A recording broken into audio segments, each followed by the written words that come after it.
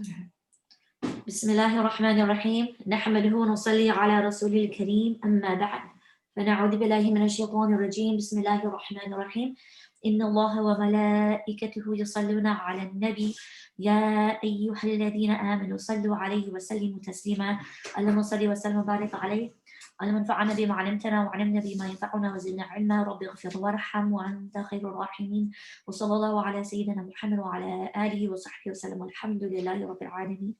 Let's go ahead and begin with Surah Al-Fatiha.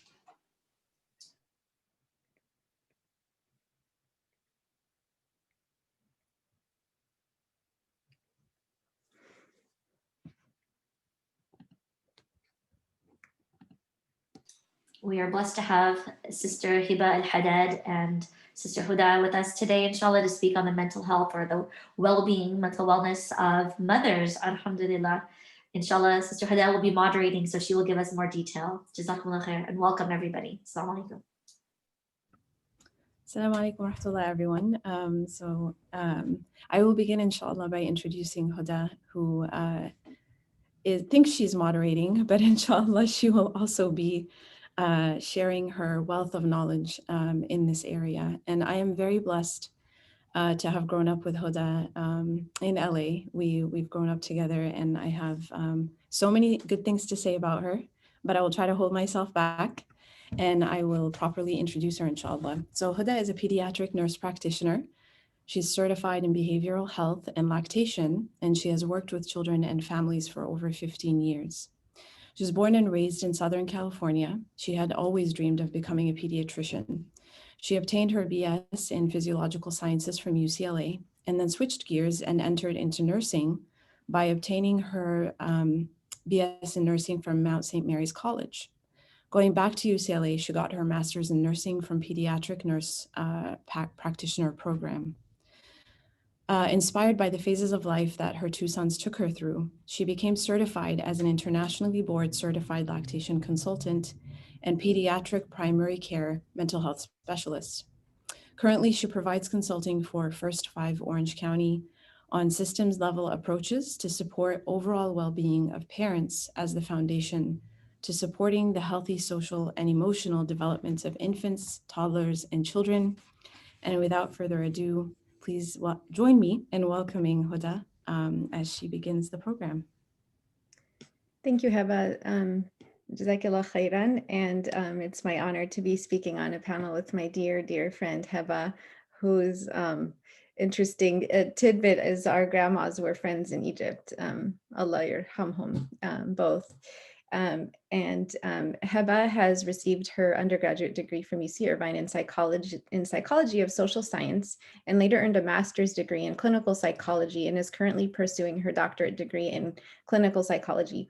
Heba is a mental health practitioner at the Khalil Center since its inception in the Bay Area, mashallah. She's also an affiliate of the Stanford Muslim Mental Health Lab, which focuses on providing resources for clinicians, researchers, and community leaders working with the Muslim population.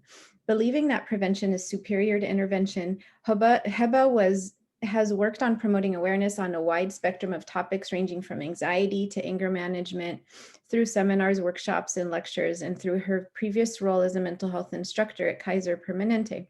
She believes that psychoeducation has the ability to empower and transform communities, not just individuals. Heba is a part of a group of clinicians and scholars who contributed to publishing a text introducing interventions utilizing the traditional Islamic integrated psychotherapy model, TIIP, to Muslim practitioners nationwide, mashallah. She perceives learning to be a never-ending process and is continually seeking to further her self-development in all aspects. So with that, I'm going to share my screen so that we can see the presentation together. And is it showing up? Okay. So thank you all for joining. This is a topic, this is one of those topics that when you sort of experience the challenges that you don't read in textbooks, you feel like there needs to be additional conversation. So I began my mothering journey with my two wonderful sons, and got into lactation, and thought that that was the way to learn mothering, only to find that that was just a piece of it. Nurturing our children, and if many of you were on last week's panel, we talked a lot about this. Nurturing our children is something that is so much more than just food. There's spiritual nourishment, and you can't nourish someone else when you yourself don't have nourishment. And it's those times when we're asked to give the most of ourselves that we really realize how much is left in us. There are those moments that we wake up and realize that that we need to refill our cups and re-nourish ourselves. And so hopefully this presentation, inshallah, will touch upon what to do to keep ourselves nourished, and also trying to figure out what to do to keep ourselves nourished, as well as what to do when things aren't well and we are extremely depleted, that there's always hope, and it's good to be prepared for any situation, inshallah, as we go through the various stages of our journeys. And then finally, we'll talk together about what we can do to support each other, because mothering has never been an individual thing that we're meant to do alone. We know so much the benefits and the beauty of being part of an ummah, and it's no different with becoming a mother. So I just heard this analogy this week, subhanAllah, and it really resonated with me. There was an OB who was quoted as saying that when a baby is born, the baby becomes the candy and the mother becomes the wrapper. And subhanAllah, in Islam, it definitely is not that way. But sometimes there are moments where we can all feel like that wrapper. And today is about valuing that wrapper just as much as we value the candy inside, because that candy would not be delicious and perfect and crunchy and sweet and all of these things without that wrapper being there to preserve it. So you matter. And why this is so important. So like I said, I sort of started understanding the importance of emotional well-being and mental health when I was working with moms who were breastfeeding their kids. And what I found, and even with my own experiences, is that we all want the best for our kids, and we're all willing to do whatever it takes to give them anything that we can to give them the best. But there's times where we don't always end up doing what's best for our kids, and it becomes very painful and hard for us because it's against our nature. And what I found is that in those times when we're not able to do the best and to do what we really want for them, those are the times that we realize that there's something going on with us, that I cannot do 100% or 150% if I'm not 100% there. And so rather than looking at, I think sometimes in the medical profession, sometimes we look at things as healthy or not healthy, or good choices or bad choices, or a compliant patient or an uncompliant patient or non-compliant. And I don't think it's so black and white. I think it has to do with the various degrees of where we're at. And so when we're in a good place, we're able to do a lot. When we're not in a good place, we can't do more than what we can handle. And Allah talks about in the Quran that Allah doesn't charge us with more than what we can handle. And so it's really at those times where we realize where we are in our ability to handle, that it kind of reflects back to us that, okay, I need to look back at myself rather than keep putting on these expectations that I can't reach, and then I just have more reason to feel guilty about. And I saw that a lot with breastfeeding, is that many moms had trouble with breastfeeding, and that kind of led them down a path of being depressed or being anxious or whatever it was. And then it ended up kind of sabotaging their ability to continue on and meet their goals. And so it really made me think about the importance, not only of just, you know, the A to Z of breastfeeding, but the A to Z of bringing our emotional well-being along that journey as well, that we can't unwrap ourselves as wrappers and throw ourselves in the trash and then expect the candy to, you know, be taken care of on its own. And and I realized that it goes beyond even just the mom's ability to do what she wants to do to care for her baby, but it actually affects the baby as well. So the better we take care of ourselves, it's true, the better the baby will learn and grow. SubhanAllah, in the first 3 years of a baby's life is the time in a human's life that the brain develops more rapidly than any other time in their life. So every interaction, every instance, everything that's happening is causing brain synapses to fire and to connect, and that really contributes to that baby's learning. So who are the folks, the adults, the people that are around that child during that time of rapid development? What they're doing, what they're acting, what they're emitting, what they're modeling, all of that contributes to that baby's learning and development. So when we are well and we're in a good place, our babies actually learn through that. And I don't want to show you this video. It's a bit emotional if you've never seen it, but you'll get the slides, and if you would like to look it up. But the still face experiment shows how closely our kids are connected to us. And this video involves a mom playing with her daughter, and then the experimenter asks her to stop interacting with her daughter and to stop responding to the normal cues that her daughter gives. And within seconds, the baby notices that something is off. So even when we don't show it, even when we don't speak it, we as humans are in tune with each other, and babies are so in tune with their moms, their dads, whoever it is around them, that that when we give the hugs and kisses, we're giving more than hugs and kisses. We're giving love, we're giving a sense of belonging, we're giving security, we're giving bonding, all those things that actually help the brain get smarter and develop.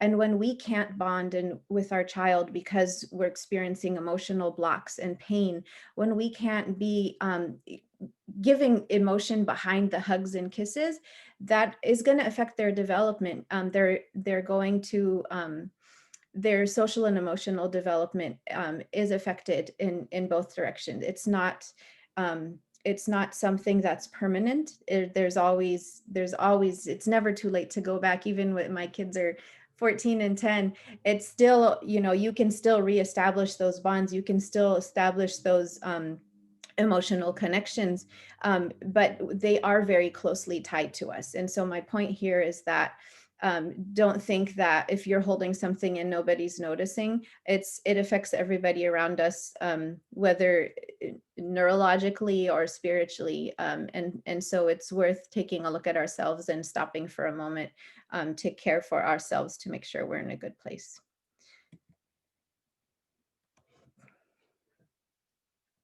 And so having a baby is, Hoda touched upon a lot of very critical points, and I'll just further build upon them, and she'll build upon mine, and as we progress through the presentation. But having a baby is what Hans Selye, who was I believe a European physician, he coined the term, stress and stressor and eustress. And it's important to identify that having a child is identified as a positive stressor. So it's not necessarily to be framed in a negative way. However, it's to identify the impact that it can have on our bodies and on our internal world and our external world. And so eustress is a positive stressor, and what it is it comes with joy, and it also comes with struggle and with strife and with difficulty and challenges. And so it's a huge life-changing event. And I think a lot of people underestimate that. A lot of mothers don't realize how big of an impact it will have. And so they're not very prepared for what's coming around the corner.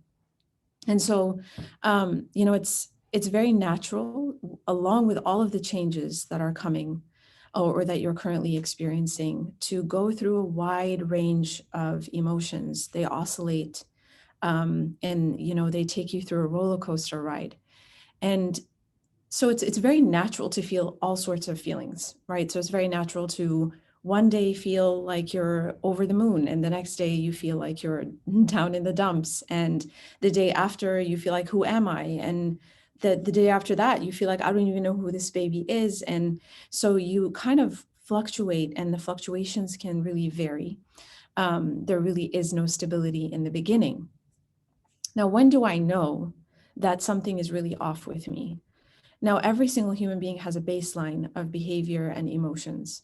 And although we can feel all the variations of emotions, there are a baseline of emotions that you typically tend to stay within. It's like a sphere of emotions that you typically tend to dwell in.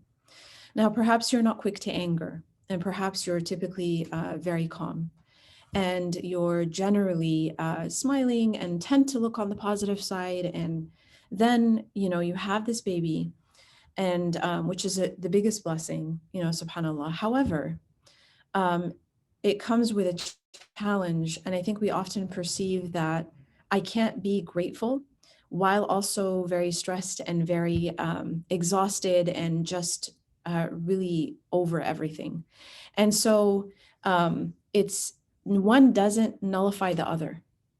Gratitude can be a constant state. I am constantly grateful for everything that Allah subhanahu wa ta'ala has bestowed upon me and my family. However, that does not mean that I don't have the right to struggle. I don't have the right to feel challenged. I don't have the right to feel very sad and overwhelmed, right? And I think societal messages have taught us otherwise. And elders in the community who really mean the best, right? They have no ill intent, but you hear so many of this messaging that you should just be grateful that you can have a child, right? You should be grateful for this immense blessing. And it sort of makes you feel like I don't have a right to feel this way. Something is majorly wrong with me. But remembering that they're not mutually exclusive, you can be grateful while also feeling sad, while also being in a state of recovery, because that is a recovery for body, it's a recovery for my lifestyle, it's a recovery for my family. And we're recovering and entering into a new norm, right? It's not going to look like the way that your life looked like prior to having a child. So when you sort of start to steer and veer off this baseline that, I typically am this way, and I no longer am feeling this way, and it's been quite some time, right? Perhaps it's been more than a few weeks, right? And I am continuously feeling worse, and I'm not getting better, and the tears are not stopping, and I'm feeling really overwhelmed, and this feeling is not subsiding. That is when I know that perhaps I should check in with someone, a trusted individual, a mental health professional that I know in the community. And we can just, do a consultation. We can just do a check-in. And like, it's a very, natural process, right? And I know it's highly stigmatized. However, I do see, the tides are changing in a sense. More and more people are asking for help and they're not shying away from the topic, and they are embracing the fact that this is just a part of being a human being. And I am a human first before I am anything else.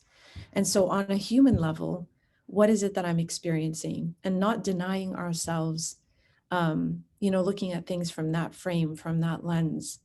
And we have many instances in the Prophet's life, alayhi salatu wasalam, and the lives of the mothers of the believers, in which they struggled emotionally. And we saw that struggle, but we saw the gracefulness and the beautiful way in which they dealt with their struggles, right?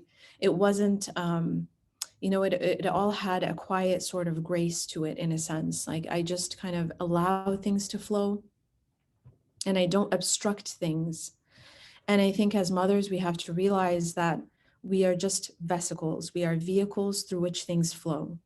And what flows is our love for our children, our ability to connect with them, our role as a nurturer, that flows through us as well. All of these different emotions that flow through us, and we are the ones who generally obstruct them. We are the ones who stand in our own way. With all of these expectations, as Hoda mentioned earlier, for how I should be, or how society expects me to be, or how does my spouse expect me to be, or how does this child expect me to be? And I think we often are very misguided in that area. We don't realize how simple it is. We don't realize that they need very few things. And we are the ones who complicate things, and we think they need more, when that is just not the case. So I don't know if I can go to the next slide. I'm working on it. Yeah, no worries. There we Thank go. you. Yeah. So up to 75% of mothers will experience what we call the postpartum blues. And I'm going to refer to postpartum as PPD, postpartum depression. Just to give it a quick nickname. So up to 75% of mothers will experience the postpartum blues. It usually lasts. Now, this is not a definitive number. No numbers that we throw out today are definitive, but it gives you an approximation. So for approximately 10 days following the delivery, right, it's very natural to experience fluctuations in hormones. And like I said, 1 minute you're crying, 1 minute you're laughing, and you just feel like you're all over the place and you're very scattered. And it's very hard to compose myself and regroup myself. So that's a very natural thing. Now, you'll notice the arrow as it's progressing to the right. The longer that these symptoms persist, the more likely it is you're no longer in the baby blues or the postpartum blues. You're actually entering now into a realm of anxiety disorders or depression. There is something called, postpartum psychosis. I will not get into that. It's a much bigger topic. And usually the symptoms are much more severe, right? A lot of thoughts relating or connected to harming oneself and harming my babies. And so that's the general theme around psychosis. It's much more severe. Now, depression and anxiety very often come hand in hand. It's very normal when you feel down to also feel anxious. And those diagnoses often, are come together. They're very connected. And so the signs for postpartum depression, when you do sort of, move past this 10-day period, how do I know that it's most likely postpartum depression or PPD? You'll be experiencing hopelessness, feelings of great overwhelm, trouble bonding with your baby. Like, I'm holding my baby, but I'm not really present. I have my child, I'm around my child, I'm doing what I'm supposed to be doing in a very robotic manner, but I'm not really feeling anything. I feel very empty inside. I'm feeling a lot of guilt for feeling empty inside and a lot of shame. I'm not supposed to be feeling this way. What kind of mom am I if I'm not, so in love with my child and so over the moon? And one very critical point to understand is that this is not you. Now, your biology is going through this recovery, going through this journey, not really you. And so to be more merciful with yourself, to be more compassionate with yourself, and to know that this is not me. And I know that I'm a very loving person. I know that I'm very grateful for this child. I know that I'm very happy. And even if I'm not happy, right? Happiness is a very fleeting state. And we want to ideally get to a place of contentment or rida with Allah subhanahu wa ta'ala's qadar, even if you had this child unexpectedly or had this child at a very young age. It's very understandable that you may not feel this sense of joy. You also will have disturbances in your sleep and appetite. So your normal baseline, again, we're going back to our baseline. What is my usual baseline, when it comes to my diet? How do I usually eat? Am I a snacker? Do I only eat twice a day? Do I have 3 meals a day? What does that look like for you? And so knowing what my pattern is when it comes to my diet is very important, because this is what oftentimes you will be asked about. What is your norm when it comes to your diet, and what makes you think that something is different? Something has changed, something is concerning or alarming. Same thing with your sleep. Now, expect for your sleep to be all over the place, right? There is no, a lot of people say, as soon as you become a mom, sleep goes out the window. And that's not necessarily the case for the long term. However, it will be the case for some time. Unless you're blessed with a baby that sleeps through the night, and that does happen at times. And in that sense, that's a huge and immense blessing. Now, again, with depression, you may also have thoughts of harming yourself and the baby, but there may not be the overwhelming theme. As I said earlier, you will be experiencing other things, like irritability and exhaustion, and just feeling down. If I can go to the next slide. Now, what are the risk factors? There are risk factors that medical professionals have uncovered, that there are certain individuals that are more likely to experience postpartum depression. And that is the number one risk factor are biological factors. And so if you have a lot of hormonal variations in your pregnancy, and especially if you've never gone through this experience before, so your body has never experienced anything like this, and it's this first transition into motherhood, then your hormones are going to be all over the place. The fluctuations are going to be a little bit more drastic. And so that is one risk factor. Another one is an obstetric factor, and that is if you had a C-section, it has been noted that perhaps you may be more at risk for experiencing PPD. And especially also if your pregnancy is unexpected, it wasn't planned, it wasn't at all something that you had in mind for yourself or for your family, you are more likely, due to the big adjustment or the eustress that I described earlier, more likely you are going to struggle emotionally to adjust to this new norm that you find yourself in. Now, clinical and psychological factors, right? If you have a past history with depression, or if you have family members who have experienced or struggled with depression, then you may be at a higher risk for PPD. Also prenatal anxiety. As I said, anxiety and depression very often come hand in hand. And if I experience one, I may experience some symptoms from the other as well. Or if you're, again, young at the age in which you were pregnant. And PPD is also much more common than we think. A lot of moms feel like, I am so ashamed to tell people that I have this condition. Like maybe I, for a period of time, I had to leave my family, or I couldn't accept this new responsibility. And if I can barely take care of myself, how will I take care of this child who's completely helpless and dependent and reliant upon me to care for them and nurture them and love them? And that can be a very scary thing for new moms.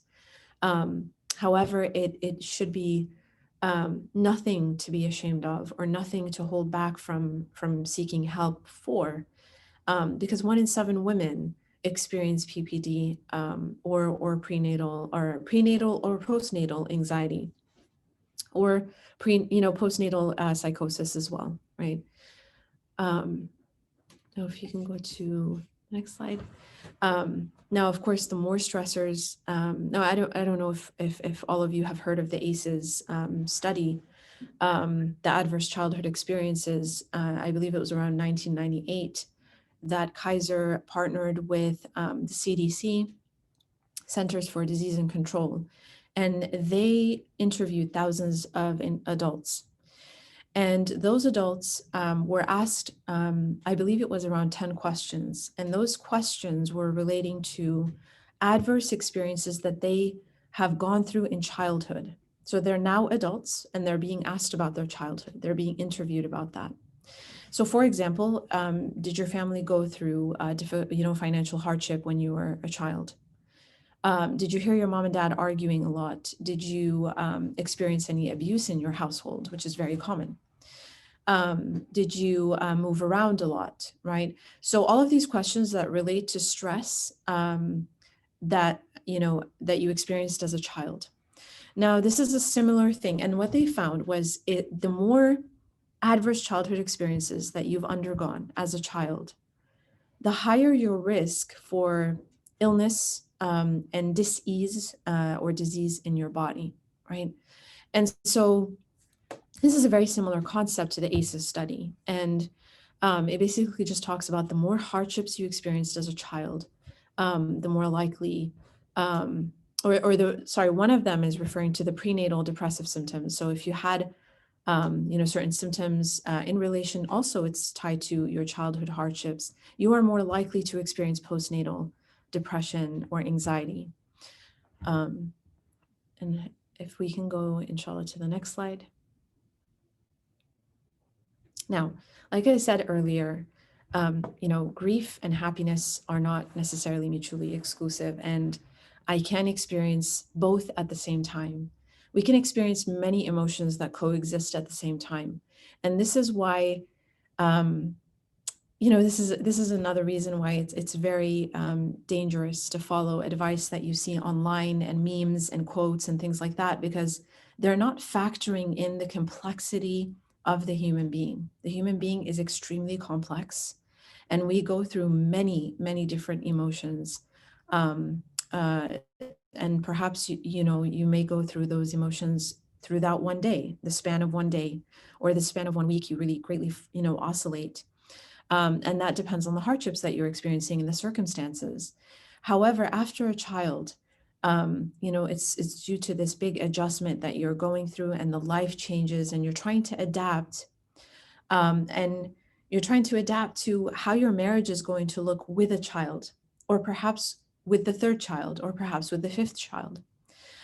Things will not, go back to that normal, that old norm. And I have to adapt to the new norm. How does my body look?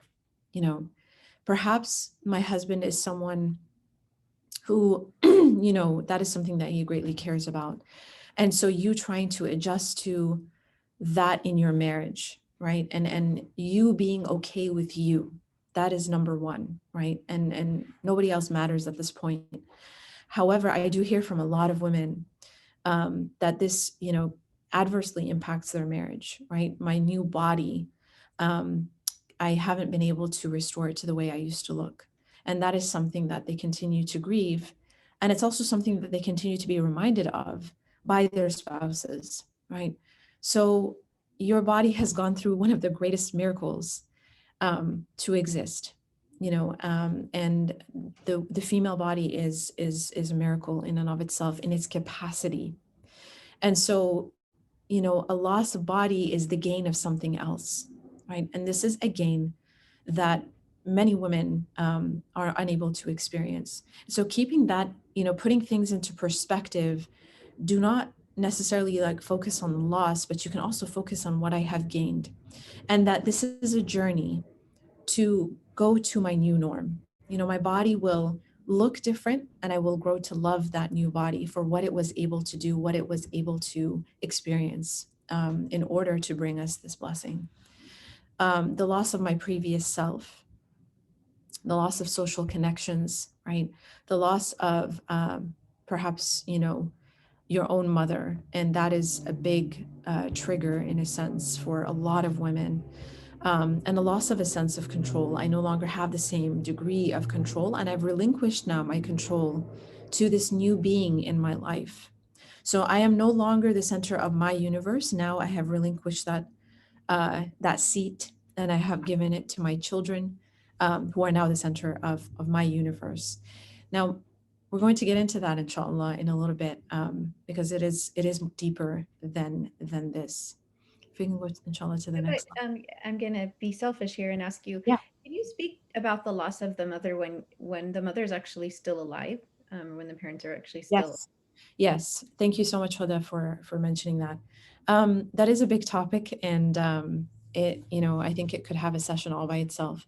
But if you are no longer connected to your mother, or there has been, abuse, etc., and there are many such cases in which, a female may no longer feel safe being in connection with her biological mother, and it's a very complicated topic, and there is no right or wrong answer. Now we know that our faith tells us to not sever ties with our, ties of kinship, our ties of blood. However, there are certain situations in which that becomes necessary, right? And I have encountered many such cases, unfortunately, in which, you do not necessarily feel safe being in the presence of your biological mother. And that is something that requires you to go through the whole process of grief. Counseling is absolutely necessary in those types of situations. There is no way that I would be able to cover this, because each individual case is so different. But what I will say is that what is so pertinent is that you are receiving professional support. This is not just something that you can talk about. While you can talk to friends about these types of issues and receive support and love and care, it is also very important to process this with someone who has an awareness of all of the, psychology is a science. You don't just go and talk about things. It's a lot more than talking. And it has to do with being on a very, cognitive level, dealing with certain schemas that you have, in your mind, the way that you view things. And what does this mean, when I can no longer be in connection with my biological mother? So, I will emphasize greatly that this is something that, or if you have a very distant relationship, it may not mean that you're cut off, but I also know many cases where it's very distant. I cannot be close for many reasons. And so I would say that psychotherapy is definitely a must in this situation because sometimes it is very necessary. And I'm sorry, I'm trying to be very cautious not to get deep into this topic. Thank you, Heba. That was Of very course. Now, again, so grieving our past self, and it is not something that is very often talked about. You often hear the excitement and, all the positivity around having a child, and people's reactions is usually very positive. But this is not something that you normally hear addressed about, grieving who I once was and no longer perhaps will be fully, right? I don't believe that it's, I will never have any elements of my past self again. That is not the case. You will have certain elements that you will bring into this new role that you occupy as a mother. And this is a role, right? And so perhaps what you're really grieving and feeling very sad about is your past lifestyle, the past comforts that you used to enjoy, the past degree or a level of productivity that you used to enjoy as well. Right? I used to be able to do this and this and this in my day, and now I can't even get one thing done. I can't even brush my teeth. I can't even go to the bathroom. That can be extremely frustrating if you are someone who identifies as being highly productive. And I think productivity comes in many different shapes and sizes and forms. And so we cannot say that one woman's productivity is another woman's idleness, because it can look as many different, it can appear in many different ways. But perhaps that is something that you're greatly grieving, is how productive you used to be. But, the ultimate productivity at this time is really caring for myself and caring for this child, who is a human being who I am raising, and then they will be, put out into the world. And you may also be grieving your career and your social life, the same friends. Perhaps you may not have the same friends that you used to have because they're at a different phase of life. Maybe you don't feel like you're able to connect, or maybe that you don't feel like they are connecting as much with you. Don't confine yourself to how you should be feeling, right? And I will say that there are many fear-based narratives around motherhood, around trauma, around postpartum depression, all of these different experiences that women go through. You need to be very mindful of what you are intaking with your senses. What is it that you're reading? What is it that you're hearing or listening to, right? Because, you're actively listening to things. Or what is it that you are energetically exposing yourself to? Every person has an energy that they bring with them. And this was something that was addressed in Tibb al-Nabawi, and so the medicine of the Prophet. And so we know that every human being has like an aura. And so being very mindful to not surround yourself at a time in which you are at your lowest to things or individuals that will magnify this low state that you are finding yourself in. You cannot afford to do that. So you have to be surrounding yourself with things that will uplift you and will bring you closer to embracing this new role that you find yourself, in, and not setting expectations for how I should be feeling, right? Who knows what you should be feeling? everybody's feeling so many different things that there is no one way to be feeling at this time. And so allow the feelings. Rumi has a poem called The Guest House. And he talks about, joy visiting and sadness visiting. And so I want you to view your emotions as though they are guests visiting you. And each one is bringing you something, a new awareness, something new for you to become aware of, some lesson that you could learn. And when it's a trigger, as we said in the past slide, for example, I no longer have a relationship with my mother. Perhaps it's a wound, it's triggering a wound that it's basically telling you, it's a messenger telling you that, hey, you have this wound that you still have yet to heal from.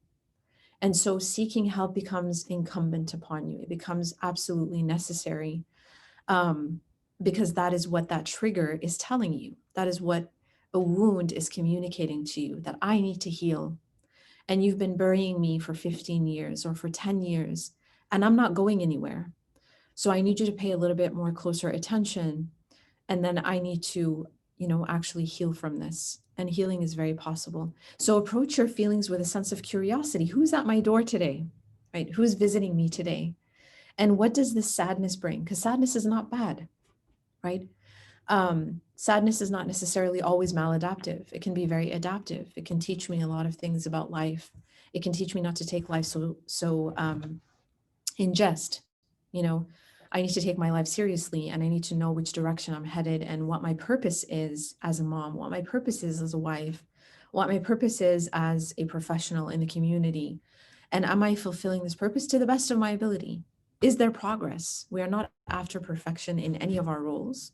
We are just after progress. And there are millions of ways to be a good mother, and only one way to be a perfect mother. And so entering into the realm of mercy is entering into the realm of what are all the ways that I could be a good mother, and identifying that for yourself based on your own experiences. If you had a very negative experience with your own mother, now you know what not to be, right? And you can make dua for your mother, for guidance and for healing for everyone. Now recognize the presence of elements of your past self and who you are becoming as a mother. So there will be a fusion.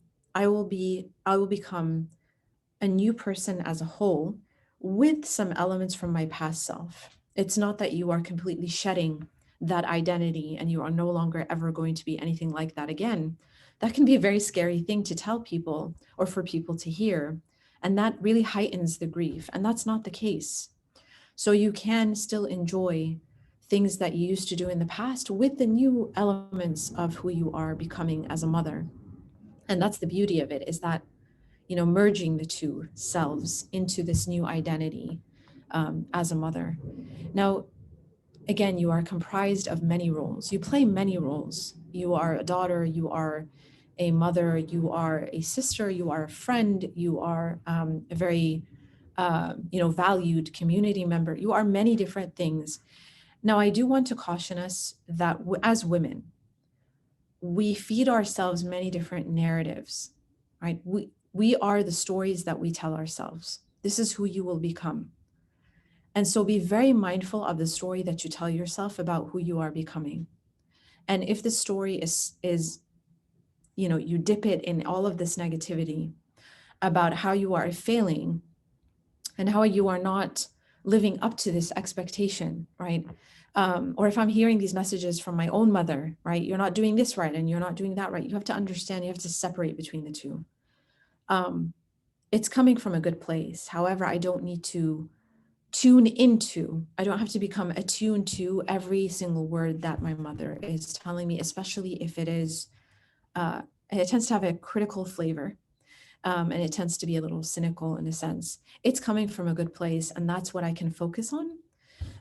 But I can also just focus on doing what's right for myself and for my child, and for my family. And that is something very important that it's what you focus on, right? Energy flows where your attention goes. Where is your attention going, right? And that is something very critical to keep in mind. Grief can rewrite your address book. And this is something that I heard. I'm really sorry, I don't know who the author is. But relational identity shifts. who I relate to or who I once related to may not always be who I continue to relate to. And I really believe in this concept of loving people from a distance. It's not necessary, according to the culture that we live in today, to cut people off and this person's toxic and that person's toxic. That can be a very dangerous theory to follow. And we don't want to necessarily follow those types of theories because you may find yourself alone. Everybody has flaws, everybody makes mistakes, and we have to be just as forgiving as we want people to be forgiving with us when we make mistakes, and that will happen. And so what you must understand is that where people are at in their lives is what dictates how they behave. And so if someone is not in a very good space, then they may not be a good friend to you at a time when you really need them. It's not because they don't want to. That I've very often found that that's not the case. And so having a merciful eye when I am dealing with loved ones and with friends, etc., will give me more inner peace, because I know that it's not because they want to be this way or they just don't want to be there for me. So the individuals that I once related to may not be the same individuals that I relate to today, and that's okay. That's just part of the shifting nature of life, is that everything is constant except Allah subhanahu wa ta'ala.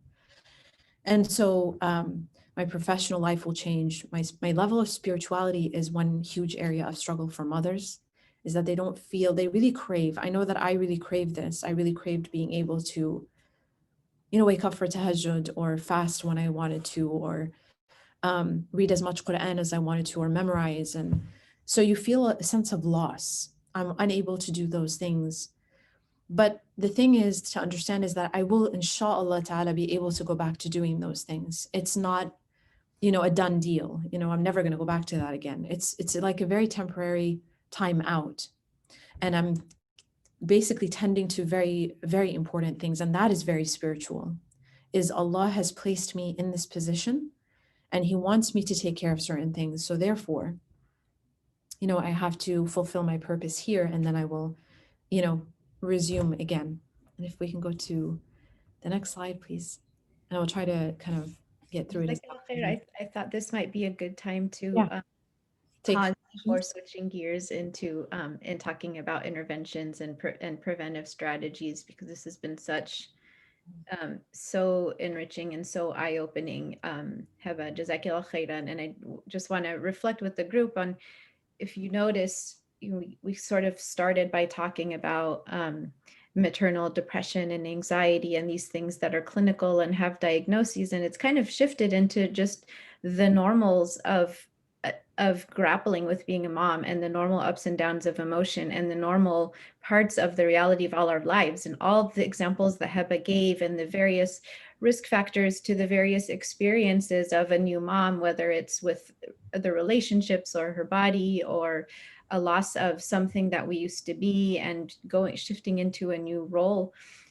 I don't think any single human being is immune to it. And I think that's where we have, where society has failed new mothers in thinking that if you don't, that you're just supposed to embrace motherhood and run with it and be amazing and beautiful and everything. But all of these experiences that Heba's been sharing are universal. And so it's not like, oh, I fell trapped to this thing that I was trying to avoid.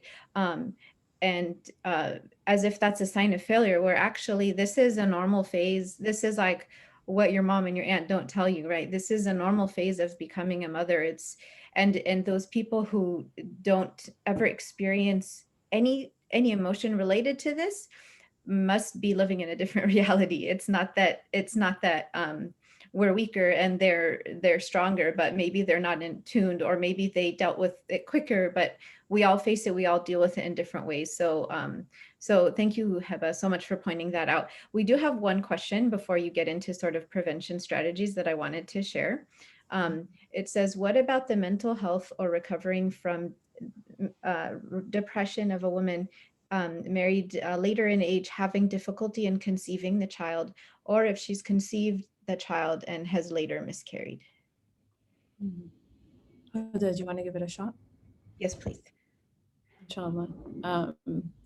So I think from what I'm understanding is the question is relating to having a child at an older age.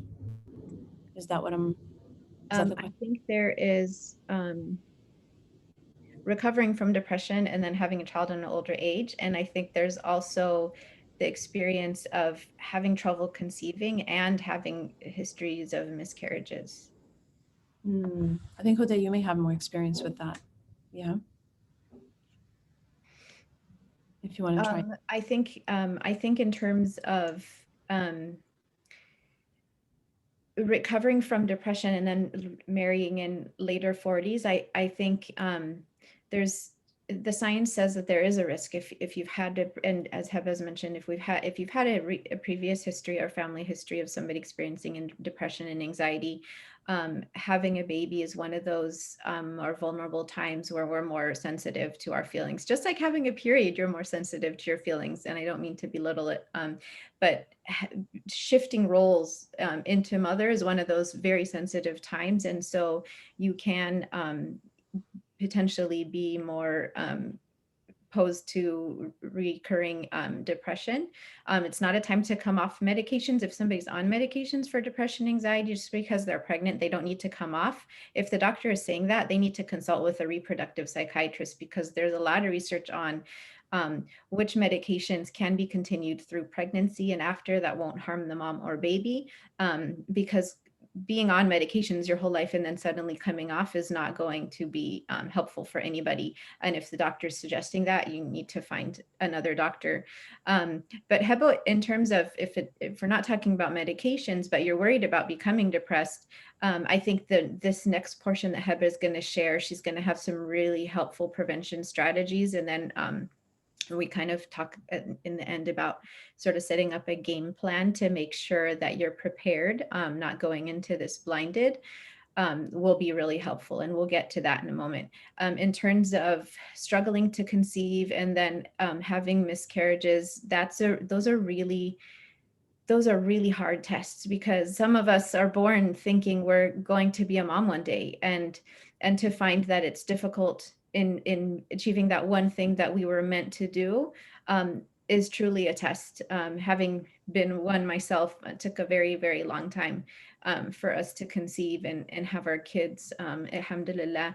And I think those are their tests. That's really what it comes down to. And Allah tests us in the things that are nearest and dearest to us. So whether it's, having a miscarriage and then having other children that you remind you of that child who was lost, those are tests. And losing a child, whether during pregnancy or after, isn't something that's just forgotten and you just have more kids and you forget about them. I've learned that from friends who've lost their kids, but it's okay to grieve. And contrary to what people say is, oh, Allah will, benefit you with another one, that doesn't take away from the pain that you're allowed to experience now. The Prophet validated those, validated the ability to feel what you're feeling. We're not meant to bury things and move on. We're just not created that way. And so I think just having a support around you who can understand that and validate what you're going through instead of rush you through the experience and rush you into healing is hopefully, inshallah, going to be helpful for you.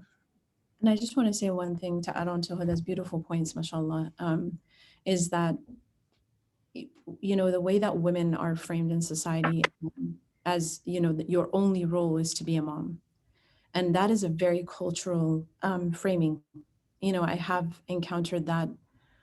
I can't even, enumerate how many times I've encountered that narrative, in the therapy room and in the community. And I think that can be a very dangerous framing, because women are not only just meant to be mothers. Not every woman is decreed to become a mother. And this is not to say that, one shouldn't try and one shouldn't continue trying if they're having difficulty conceiving. Akhdh bil asbab is so important. So take with the means that Allah has provided.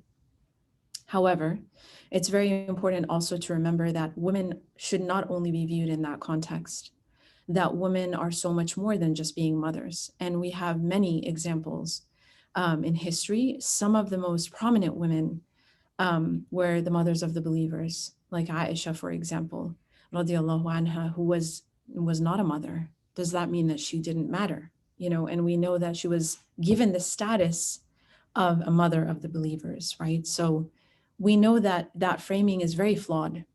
And, you know, often those narratives are driven with an agenda.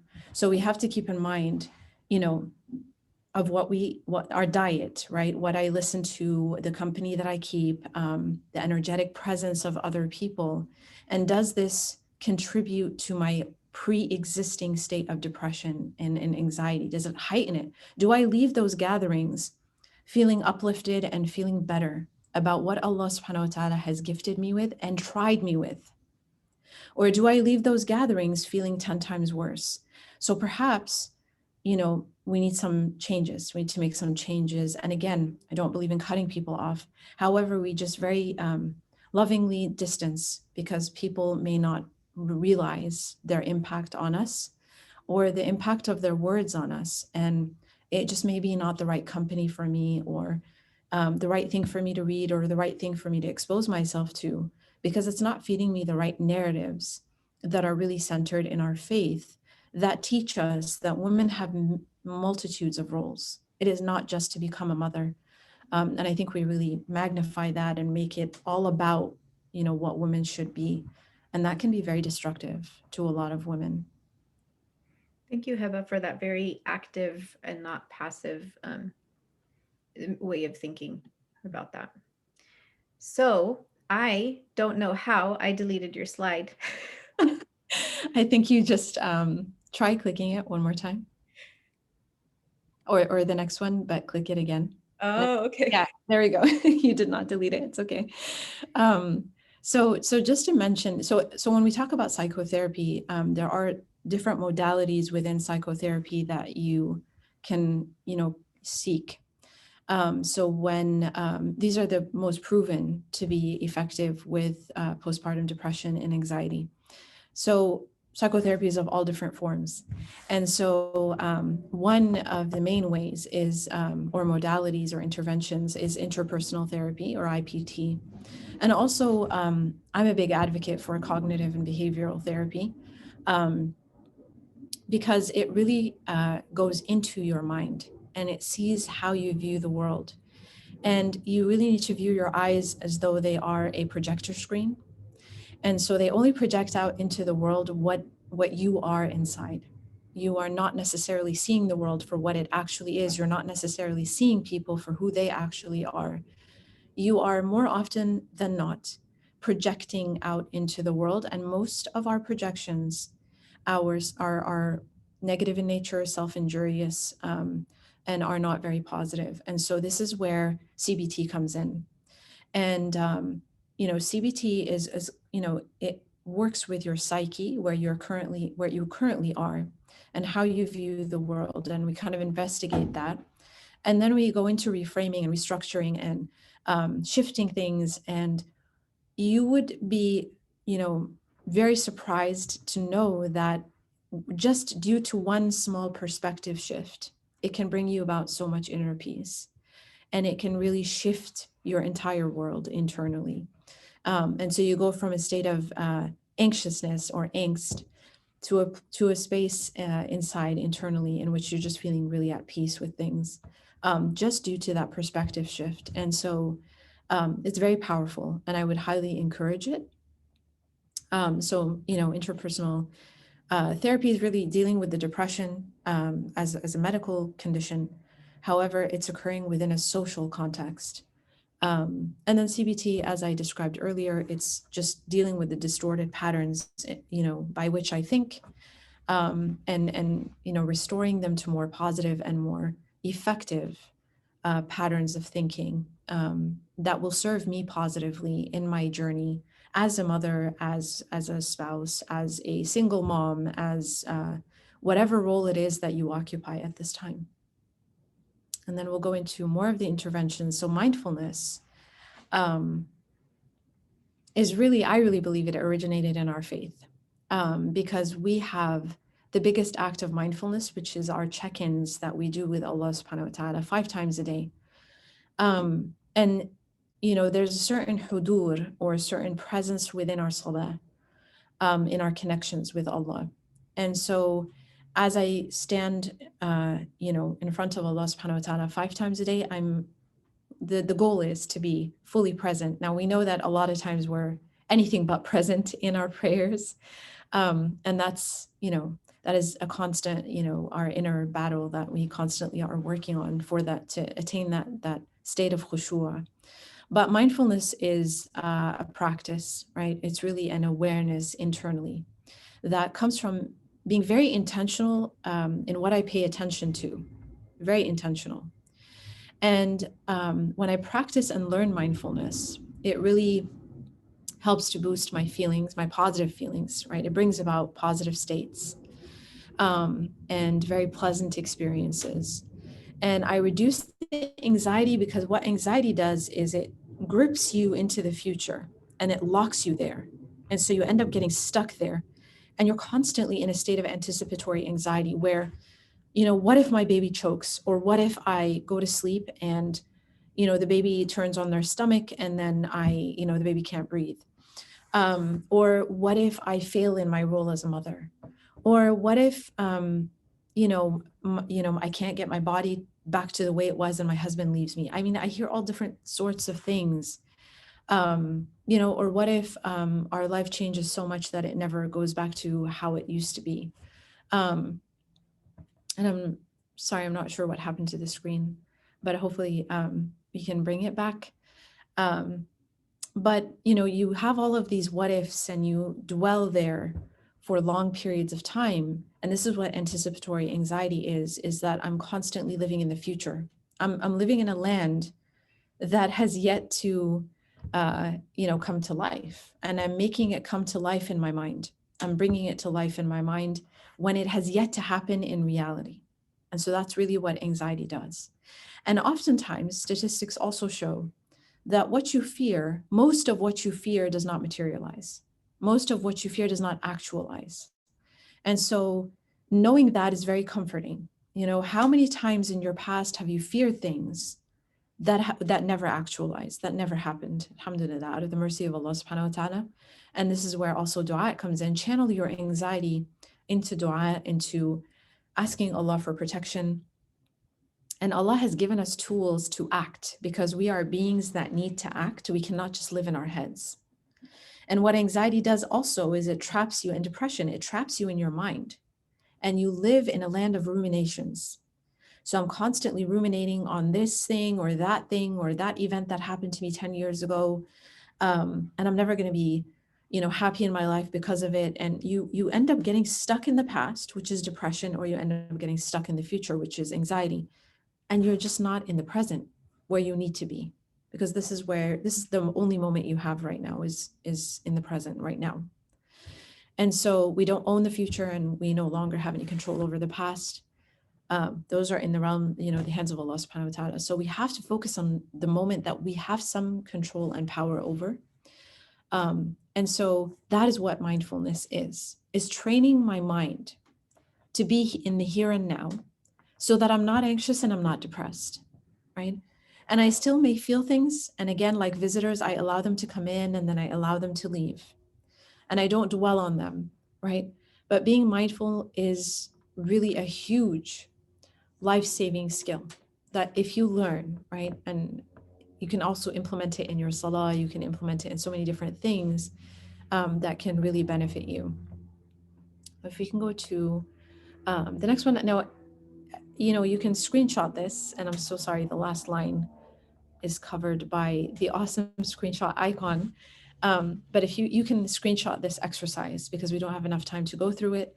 I do this sometimes with clients in person, and just teaching their body, because this is what also anxiety does. Anxiety may be an indication that your nervous system is misaligned. It's your nervous system is triggered or activated. And this is, we kind of enter, into a type of therapy, which is more somatic, where a lot of trauma work is done. And you kind of assess the nervous system and what are your triggers, and in what points of your life do you not feel safe, and basically reinstating a sense of psychological safety because perhaps you've lost trust in yourself, especially if you have experienced panic attacks and anxiety. You lose trust with yourself. You fear that, what if I'm with my baby in the car and I have a panic attack on the freeway? Or what if I cannot properly care for my child because I'm out of control? I can't control myself. And so this may be an indication that you need to do more somatic work on your nervous system, actually. And so breathing exercises such as these will help you center and ground yourself so that you can start to trust yourself again. You start to trust that I can care for myself and I can care for my baby, right? And so I would highly recommend that you screenshot this and implement or incorporate this exercise in your day-to-day. And it has to be done consistently, because what you are doing is you are training your body, right? Because your body has its own memory and your mind has its own memory, right? And so you have to train your body in how to relax, because your body may have forgotten or just doesn't know how to relax. Maybe you were never one to relax. And again, that's a very cultural framing, is that, the busier you are, the more productive you are. You have to benefit people, you have to be benefiting others. We're very khidma oriented ummah, which is beautiful. However, oftentimes we're not taught boundaries. And so we don't know that things come with a limit. And I have to tend, like Hoda said earlier, you have to fill your cup, tend to yourself first, in order to have something to give that's sound and healthy and that's not in fragmented pieces to others, right? Including your children. And we can go to the next intervention. And this is far from being selfish, right? So Yeah. if at the moment we think in our minds, oh, we're taking me time and that's we need to move away from that too. This is life-saving, because if you're, again, if on the airplane, if you can't breathe, if you don't have your oxygen mask on, you cannot help your child breathe. So this is part of breathing. It's not just about it being a breath exercise, but it's really being sound mentally and being sound emotionally. Because like Huda said also, your children pick up on these things immediately. They pick up on your energy and the shifts in your energy, and they become anxious as well, or they become really depressed as well. And so we have to care for ourselves in order for our children to be healthy as well. Another exercise is monitoring your mood on a day-to-day basis, right? You have two different realities. You have your own inner reality, which is your thoughts and your perspectives and your opinions and the way that you view the world. Is it a very pessimistic view? Is it a very optimistic? Is it a very realistic view? So there are many different ways that I can, engage with the world. What is that way that you engage with the world? Now that's your inner reality. Your external reality, or your outer reality, is what we do, who we interact with, the condition of our bodies, our health, and what happens in our world, right? And how we react to what happens to us. Do I retreat, shut down, and isolate? Because that's not interacting. That's just complete avoidance. And many people do this. And they think, oh, I dealt with it, I'm okay. Actually, you're far from okay, because what happens is when you avoid and shut down, it will come back in another form. Because it's like, okay, you're not going to pay attention to me here. Let me come over here, because maybe then you'll pay attention to me. It's like that. If you don't open your door to someone and they really want your attention, maybe they'll go to your back door, right? They'll come into your backyard and come to your back door and try to get your attention that way. So this is a very similar concept, is what is undealt with is not resolved, right? It will come back in another form, and it will really haunt you until you really address it and face it head on. Heba, Yeah. We're getting questions as we come along, but this one I'm going to stop you and ask, because I think it's related to what you just said. Somebody is asking, how do you discipline yourself to be consistent through a healing process? And I feel like I feel like our body and our soul disciplines us because we hurt, right? So that knocking. So maybe you can answer that. Yeah, sure. And I think this exercise in particular can help you be consistent, because a lot of times when you can't be consistent with your healing, it's not just that area that you're not able to be consistent with. What you may find is that there are many other areas of life that I struggle with being consistent in. And that's just what I've observed. And that is, so maybe that is the beginning point. That is where I should assess is, am I generally a consistent person? And if I am, then I won't struggle as much to be consistent with my healing, unless someone's rushing me through the process, or unless I feel like, okay, it's already been a year, or it's already been a couple of years. Why do I still struggle with this? Perhaps you're not seeking help in the right way. Perhaps you are not, looking at it in the right way. You don't have the right framing. And so part of being consistent is doing exercises like this on a day-to-day basis. So for example, monitoring, if we can go to, sorry, Hoda, if you can go to the next slide. So I'm really sorry, it's like blurry, it's not very clear. But basically it talks about in the first column, approximate time that you've been affected. So if you're tracking your mood, for example, how long have I been in this mood, right? And you can be with your baby while you're just kind of jotting down.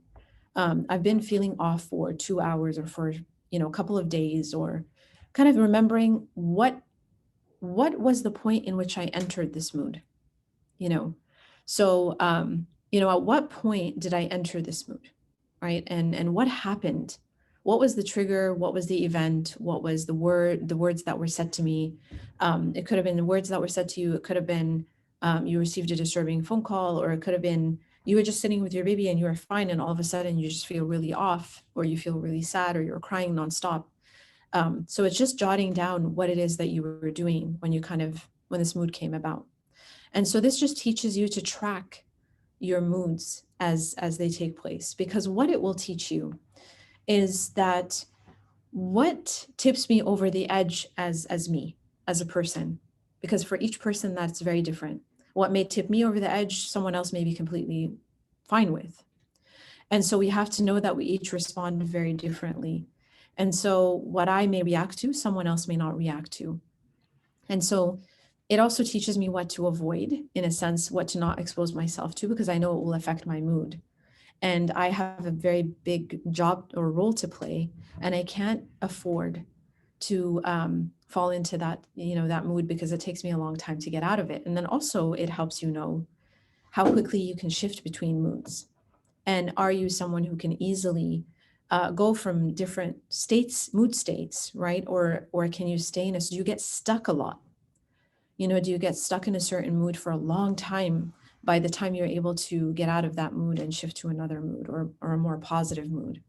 So this is one very important way to help monitor your own self in order to prevent falling deep into depression, because you're tracking your moods and you know what's triggering you, and you're very aware of now what to expose yourself to and what to avoid. And so this is just one strategy. If we can go to the next one. I recently saw an adaptation of this mood chart for little kids. So as you talk with your children, even your babies, modeling this mood awareness with your kids and putting a name on their moods and trying to help them connect where their mood came from and what can help it is a great skill that our next generation of kids, inshallah, can learn. And we talk a lot about, I'm sure, Hoda, you've heard of this too, but we talk a lot about big feelings with kids, right? I know I taught my kids about this, and how do we engage with our big feelings? What do we do with our big feelings? And when I say big feelings, they're really the feelings that throw off my nervous system. I immediately go into fight or flight instead of rest and digest, my parasympathetic nervous system. I'm not in my parasympathetic nervous system. And it's almost as though you're being chased by a bear all the time. And you're in that state all the time. And so when you're feeling a lot of big feelings, right, as we teach children, is how do they respond to those big feelings? So we do diaphragmatic breathing, you do progressive muscle exercises, you do make wudu, right? Because that is something that can be very calming. Maybe you want to go rest. But the key is to teach myself that I don't need to act upon every single trigger in my environment, right? And it's not to a point in which you become stoic and unresponsive to things. No, you should be engaging and lively with life. That's a healthy sign. You have vigor about you. But it's not that everything I need to be responding to, or I need to be, reacting to, because reacting is different than responding. But I don't need to react to everything in my environment. And I think that comes with forbearance, teaching myself how to have hilm, how to be forbearing, like the Prophet ﷺ was. He rarely reacted to the most, provoking incidents in his environment and his surroundings. And that's a skill that you can learn. So allowing yourself to also feel those big feelings. It's not just for children, it's for adults as well. And those are the big feelings, the things that throw your nervous system out of whack. And so you don't feel at peace, you don't feel grounded, you feel very off center. And so you have to kind of track your moods, figure out what's throwing you off, and then how to bring yourself back to a state of equilibrium again. One of the other interventions that I used to teach in my Kaiser classes, to managing your depression classes, and this was a very effective one. This was a very powerful one. Now, the problem is, I have to give a disclaimer, is that sometimes individuals look at these exercises and interventions as like, oh, just that? Like, are you serious? Like, this is all that I have to do. And yes, it is all that you have to do. And even if it's seemingly a very small exercise, it is very impactful if you do it consistently. Now, this is the key.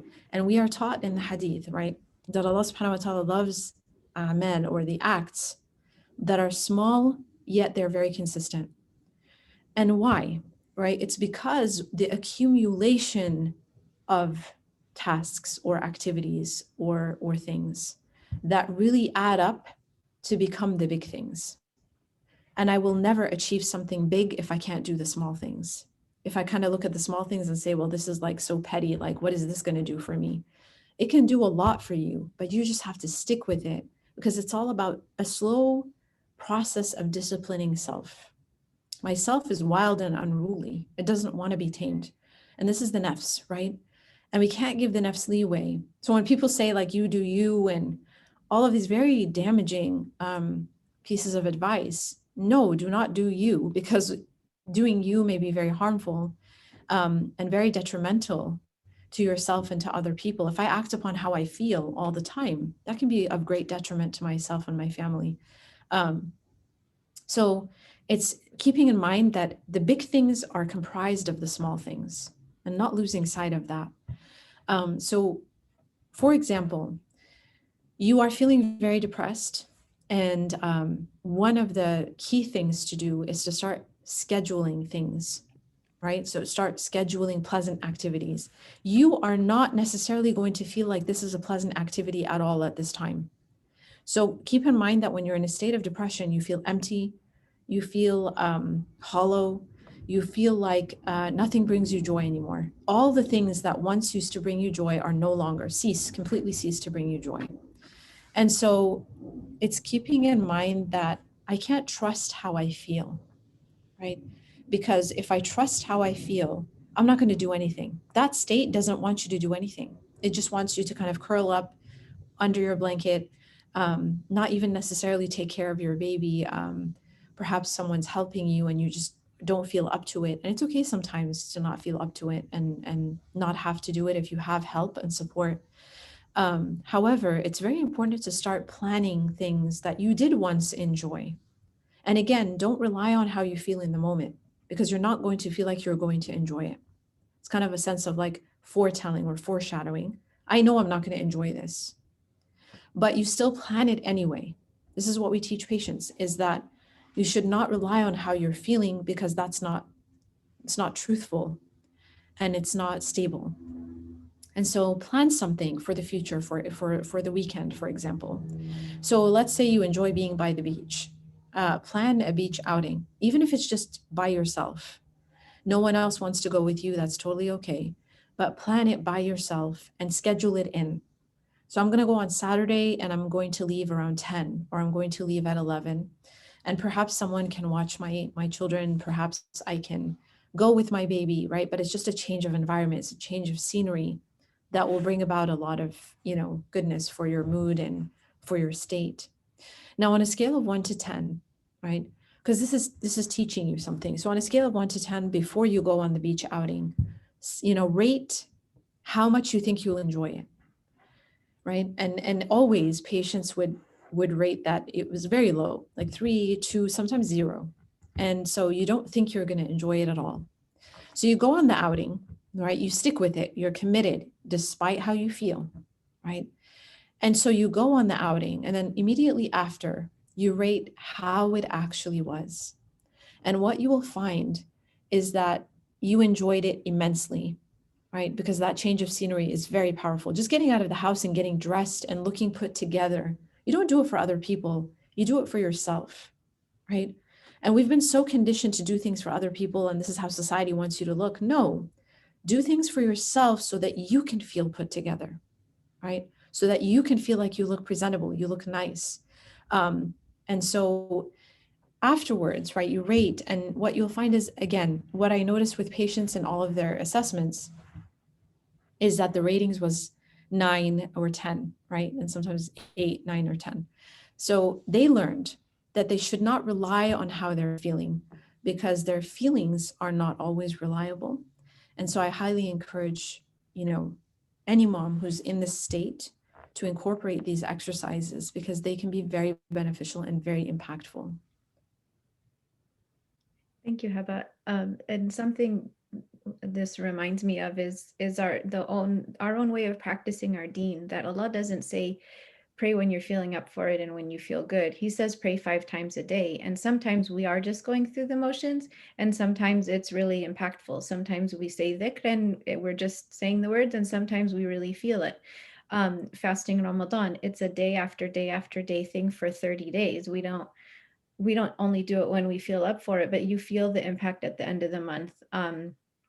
Sowing seeds into the ground, raising a child, it's the mundane. Life, living in the Amazon and Instagram and in Facebook world, and looking for instant gratification makes us think that everything is supposed to always feel glorious, because we want our dopamine receptors stimulated by everything. And mothering is the complete epitome of the mundane. My lawyer friend always laughs at, like, she's a lawyer, but here she is muddy and picking a poop or whatever it is that she's doing. It's subhanAllah, the growth comes from the mundane and the consistency of doing the mundane, and growing through it. So it's very humbling, and it's very necessary. Yeah. Okay, so I just wanted to share that. Sorry, I'm moving. I have so many screens up, so my apologies for trying to find my writing. Okay. That what we are experiencing is universal. This life path is universal, and there's no better person to look to for an example of womanhood and motherhood and ultimate submission to Allah subhanahu wa ta'ala than Sayyidah Maryam radiallahu anha. And I was reminded, just talking with Heba this week, of this ayah, of how she began to go through the labor pains of having her child. And at that moment, Sayyidina Isa, at that moment, she cried, alas, I wish I had died before this and was a thing long forgotten. And so she was dealing with the loss of her self as who she was, Sayyidah Maryam, and this worry about having a child and having that imply that she had done some impure things, whether it was that or the pain, the worry of how am I going to raise this child, all, whatever it was, that culmination was such a big feeling for her to bear, that this is what she stated, not to imply that she truly wished she was dead. That's not what she was implying, but that it was an expression of how huge the pain and the suffering and the not knowing what's going to happen just overcame her. And so if she herself could admit to her feelings, and if Allah subhanahu wa ta'ala can validate her feelings for the world, for the entirety of this world to read and to feel, then how can we not validate our own feelings and reflect upon what we're going through? And immediately after, subhanAllah, A voice reassured her from below her, "Do not grieve, your Lord has provided a stream at your feet." And so in the Mal Usri Yusra is that sometimes we have to reach our epitome of not knowing and ultimate despair. And those are the moments that bring us back to submit that, don't worry, it's part of the plan. This child will be taken care of, you will be taken care of, you are part of Allah subhanahu wa ta'ala's plan. I forgot to turn my video on. And so Heba shared so many beautiful techniques and interventions of ways to prevent. And again, we're not saying that all of us are going to have depression and anxiety. I hope what you take away from this is that all of us will have feelings, right, at different times, and that we are in control of our choices and the way we adapt to them and the way we perceive them and the way we choose to heal from them. And just as we love to be prepared and everybody talks about birth plan, nobody talks about postpartum plan. It's unwrapping that candy wrapper and eating the candy and throwing out the wrapper. But what is our postpartum plan for after the candy comes out of the wrapper? What is that plan for the candy and the wrapper? And so Heba shared so many wonderful tips on things that we could do to monitor our feelings and make sure that we're staying proactive about what we can do. But I also wanted to share about building our own support. Oh, hold on a second. I think I am out of order here. Nope, I think I dropped it. My apologies. So building our own support network, that while it's important to think about find tools and tips and things that we could be doing to heal ourselves and to think about our thoughts. Again, remember that we're not meant to have children on an island alone, that we are meant to support each other as a community of women. Find support within our families. Sometimes that support needs to be somebody outside of the family or outside of the community because you don't need the extra baggage. Many times I've heard situations where women have babies in a household that's full of extended family and loved ones, and the whole village is there and all the neighbors and everybody cares and wants to feed her and take care of her, and she still feels isolated. She still feels emotionally isolated. And so in building our networks, we need to choose people that are going to uplift us, understand us, nourish our spirits, and not bring us down, even if they care the most, even if they happen to be grandparents or fathers or whoever it is. You decide what role those people will have. So somebody wants to help cook, fantastic, but they don't need to come in your emotional door. So it's identifying those people who you would like to enter into your emotional door and be vulnerable with, and they can help you reflect back what you're experiencing. And this might even mean buddying up with those people who you truly trust and feel safe with before having the baby, and saying, hey, I need you to let me know if I'm off. Because many times when moms are experiencing depression, anxiety, they don't even realizing that they're experiencing, or when we are experiencing kind of this deep low, sure, we feel pain, but we don't realize how it's affected us or how it's changing us. And so having that trusted friends, giving her permission beforehand, saying, hey, if I'm off, if I don't seem right, please catch me, please alert me, please remind me, please remind me that we had this conversation and help me get to the better place so I could find myself again. And so it's being proactive and thinking about who are those people that you would like to be surrounded with.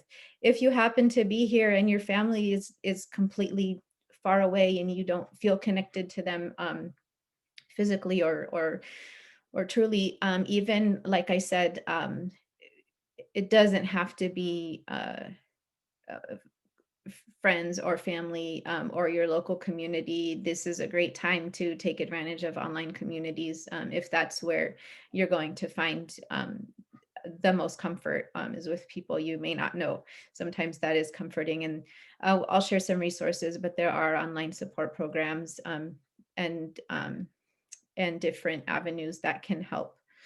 So But having that information at hand beforehand is helpful. Having these tips that Heba shared available at hand beforehand is helpful as well. And so I just wanted to share that oftentimes we are our best doctor, and we oftentimes know exactly what's best for us. And sometimes it takes hearing yourself saying out loud to know what you really need. And so I wanted to kind of open it up and share a little bit in a discussion about what it is that you have found to be the most supportive uh, uh, thing for you from the community or the network that you have built. What are the things that you like to have, and what are the things that you uh, have to work on pushing away? And so maybe I'll pull into here.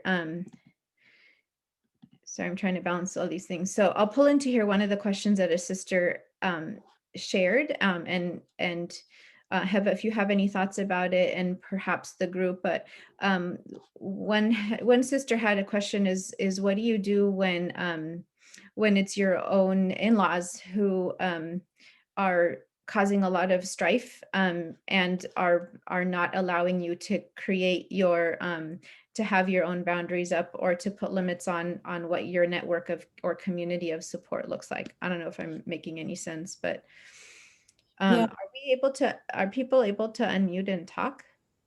sorry, and I just wanted to, Ustadha Nidal is on here, and she's a doula and midwife from the Bay Area. And she made a really good point, and she was saying that it's just very important to clarify that when we say to go out, and to plan pleasurable activities, of course, it has to be after the time of your recovery, after labor and delivery, which I think she mentioned it was up to 4 weeks. So thank you so much, Ustadha Nidal, for reminding us of that. I did mean for after that period, of course, that, you should not be putting yourself under that type of pressure that I have to go out and I have to be doing things outside of the home when my body has still not, at all recovered. So Jazakillah khairan for bringing that to our attention.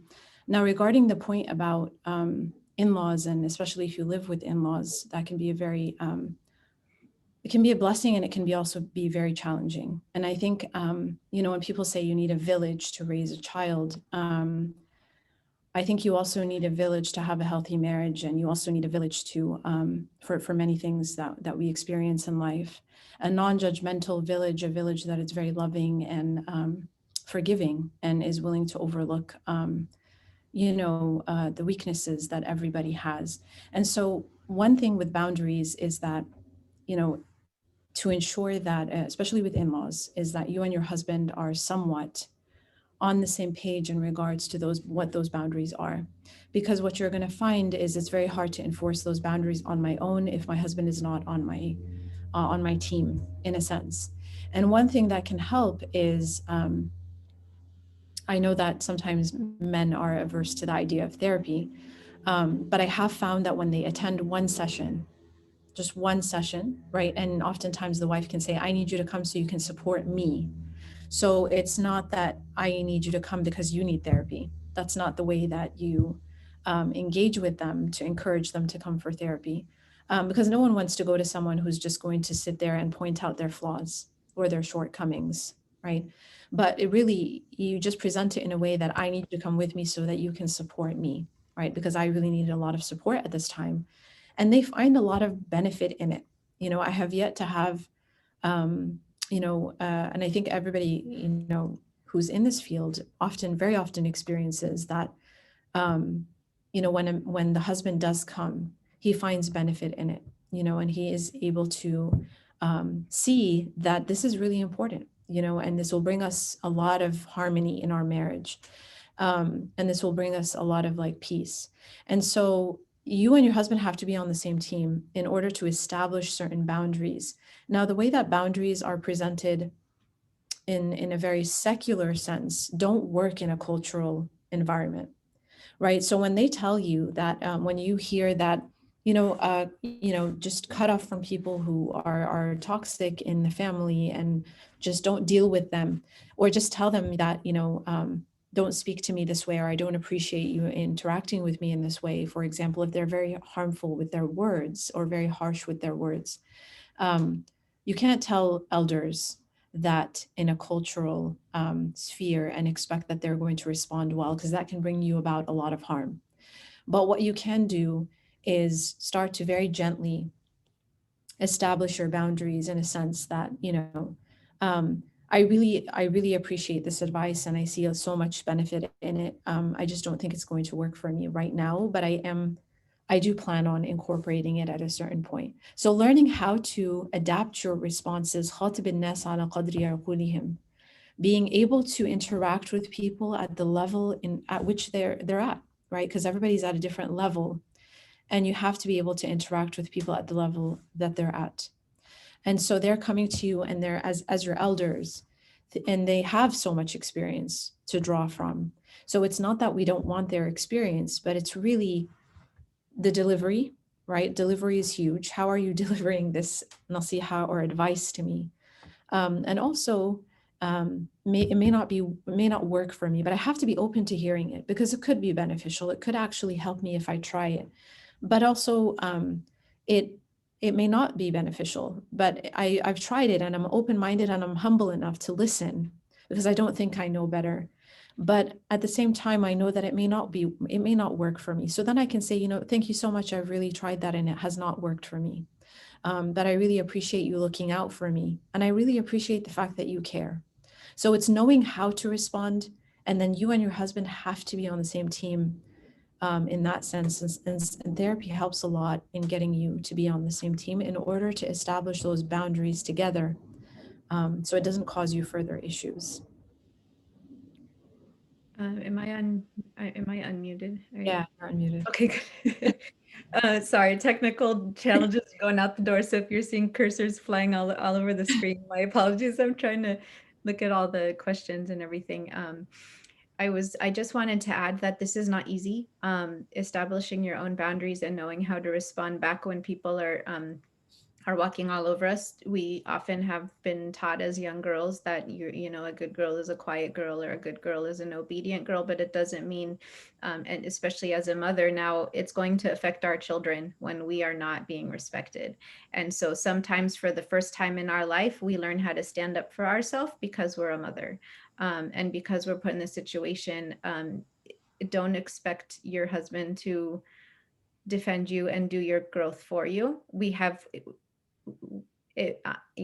I grew up as a doormat. And so I had to face that hard challenge of standing up for myself on my own. He, yes, supported me, but I needed to figure out what it was that I was okay with and not okay with. And he supported me after that, but nobody will fight our battle for us. Nobody will teach us how to do that. And I think Aisha radiallahu anha in her lifetime was a beautiful example of when she had her limit of what she would take and what she would not take. And this is also one of those times that it's hard, but it's also one of those times that Allah puts us up for that challenge. So thank you for sharing that question. Somebody else had asked, or somebody else had shared about talking about the importance of diet and nutrition and the care of the body in preventing depression and anxiety. So our emotions, our feelings are also a reflection of our state of our body. And so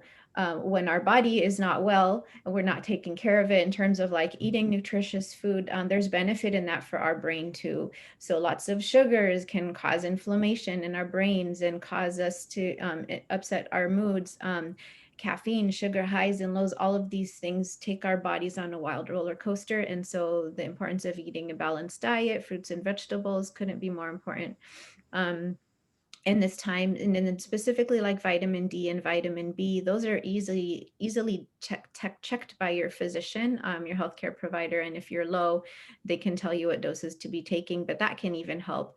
Thyroid issues, people who've never had thyroid problems sometimes get them during and after pregnancy, and you can have crazy ups and downs with mood just by imbalances in thyroid. So getting healthcare, your healthcare provider is on your team. Even your pediatrician is on your team. They know where to connect you locally to get the support that you need. They can also do blood tests and just make sure that there's not a physiological thing that's going on with you as well.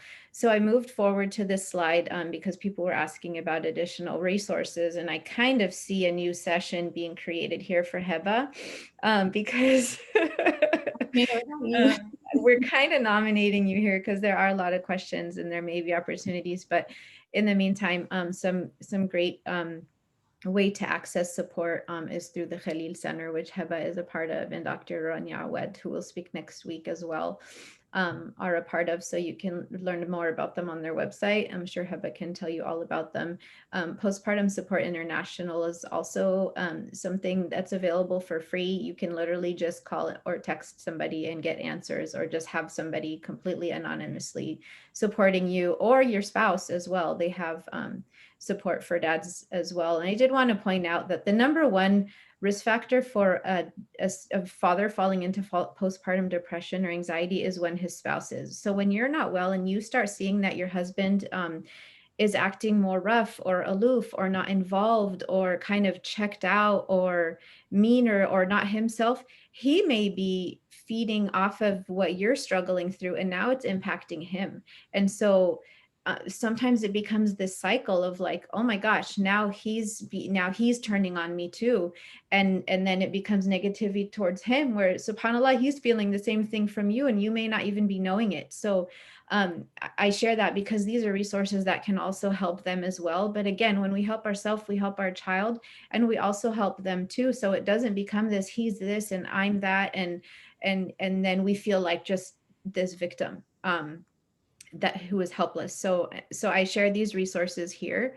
And I'm just kind of going through some of these questions. Okay. Do postpartum mood disorders look different from depression arising from a lack of support from husband around childcare and emotional support? So it wouldn't necessarily be a mood disorder. You know, a mood disorder is more consistent and more prolonged, but it could just be alterations in your mood because as a result of not being supported. So it could be very circumstantial or situational.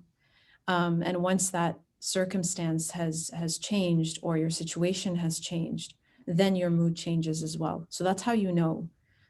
Do I feel better as a result of receiving more support and my needs are more tended to?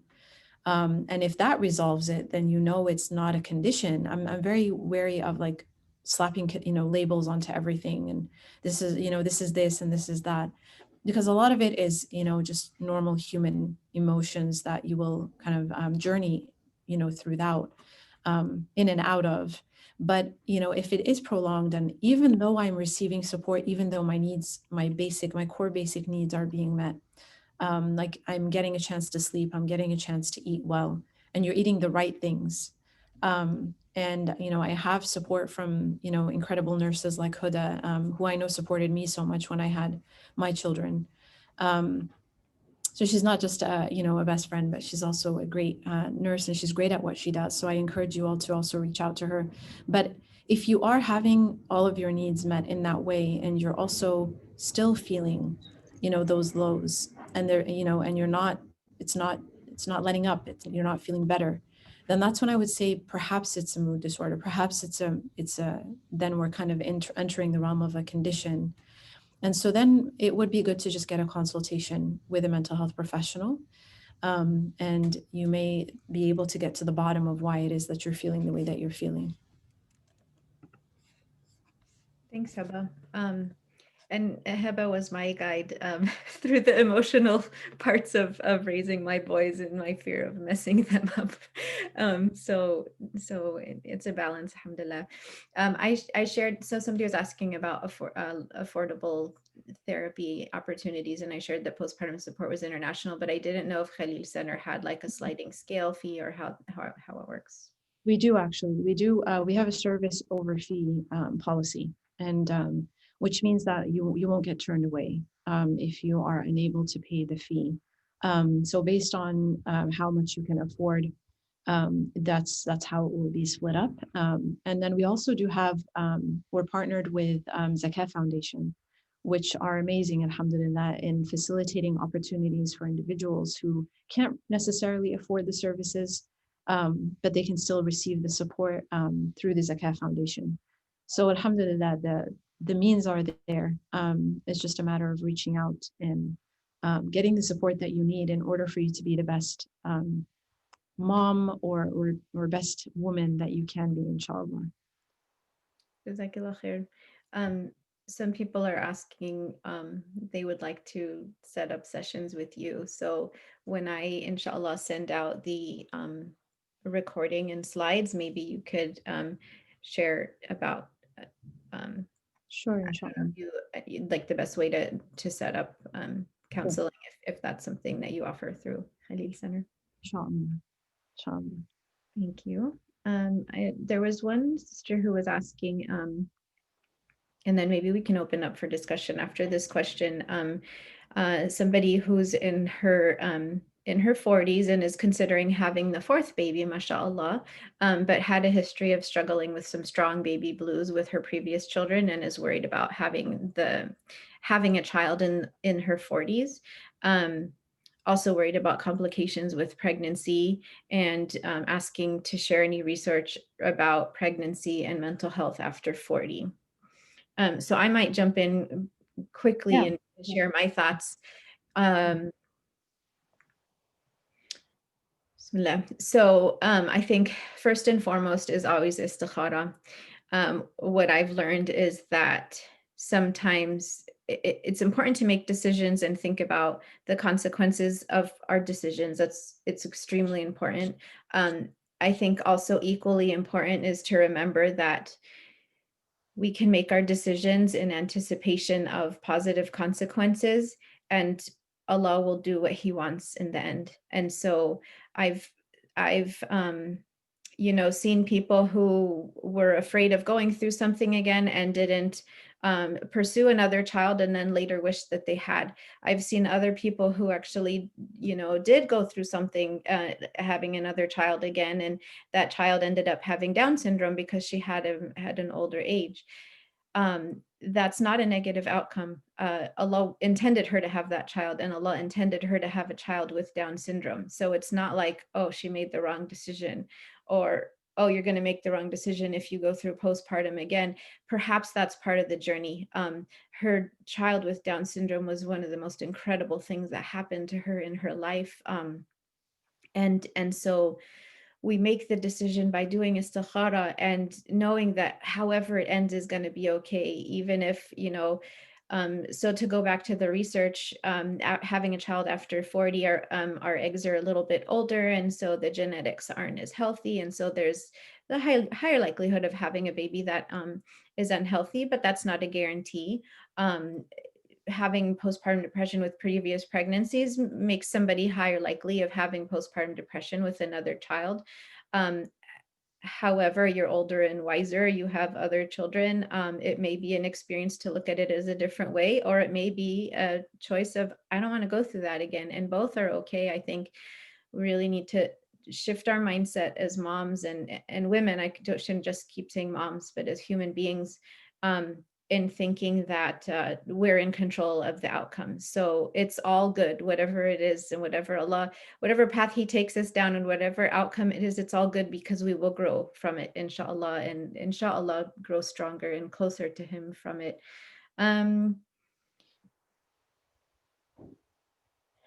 Alhamdulillah, some very beautiful comments. So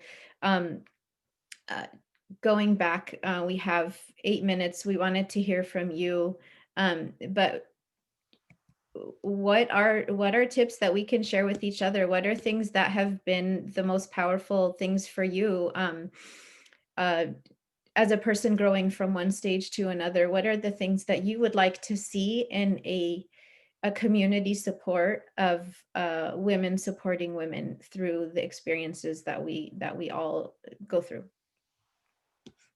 And I'm going to stop sharing because I think that way I can see comments better.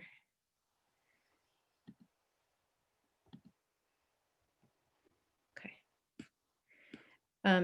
I don't know if attendees are able to unmute themselves. Yeah, I was just wondering the same. So if they raise their hand, we can allow them to speak. If you Cool. guys would like to take like, comments and questions from the audience. Is that okay? I think we have a raised hand. Yeah. Okay, we'll manage that, inshallah. Thank you.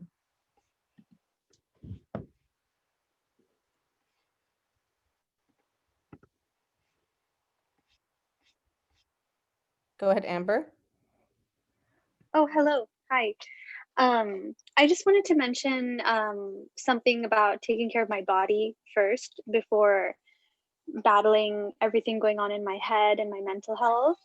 And when I was newly given birth, I wondered all the time. I was like, my life is so okay, like, my husband, my family, I don't live with my in-laws, everything was fine, but I was still so down. And it wasn't until I started to look at like the nutritional aspects and my physiological needs that my depression didn't go away.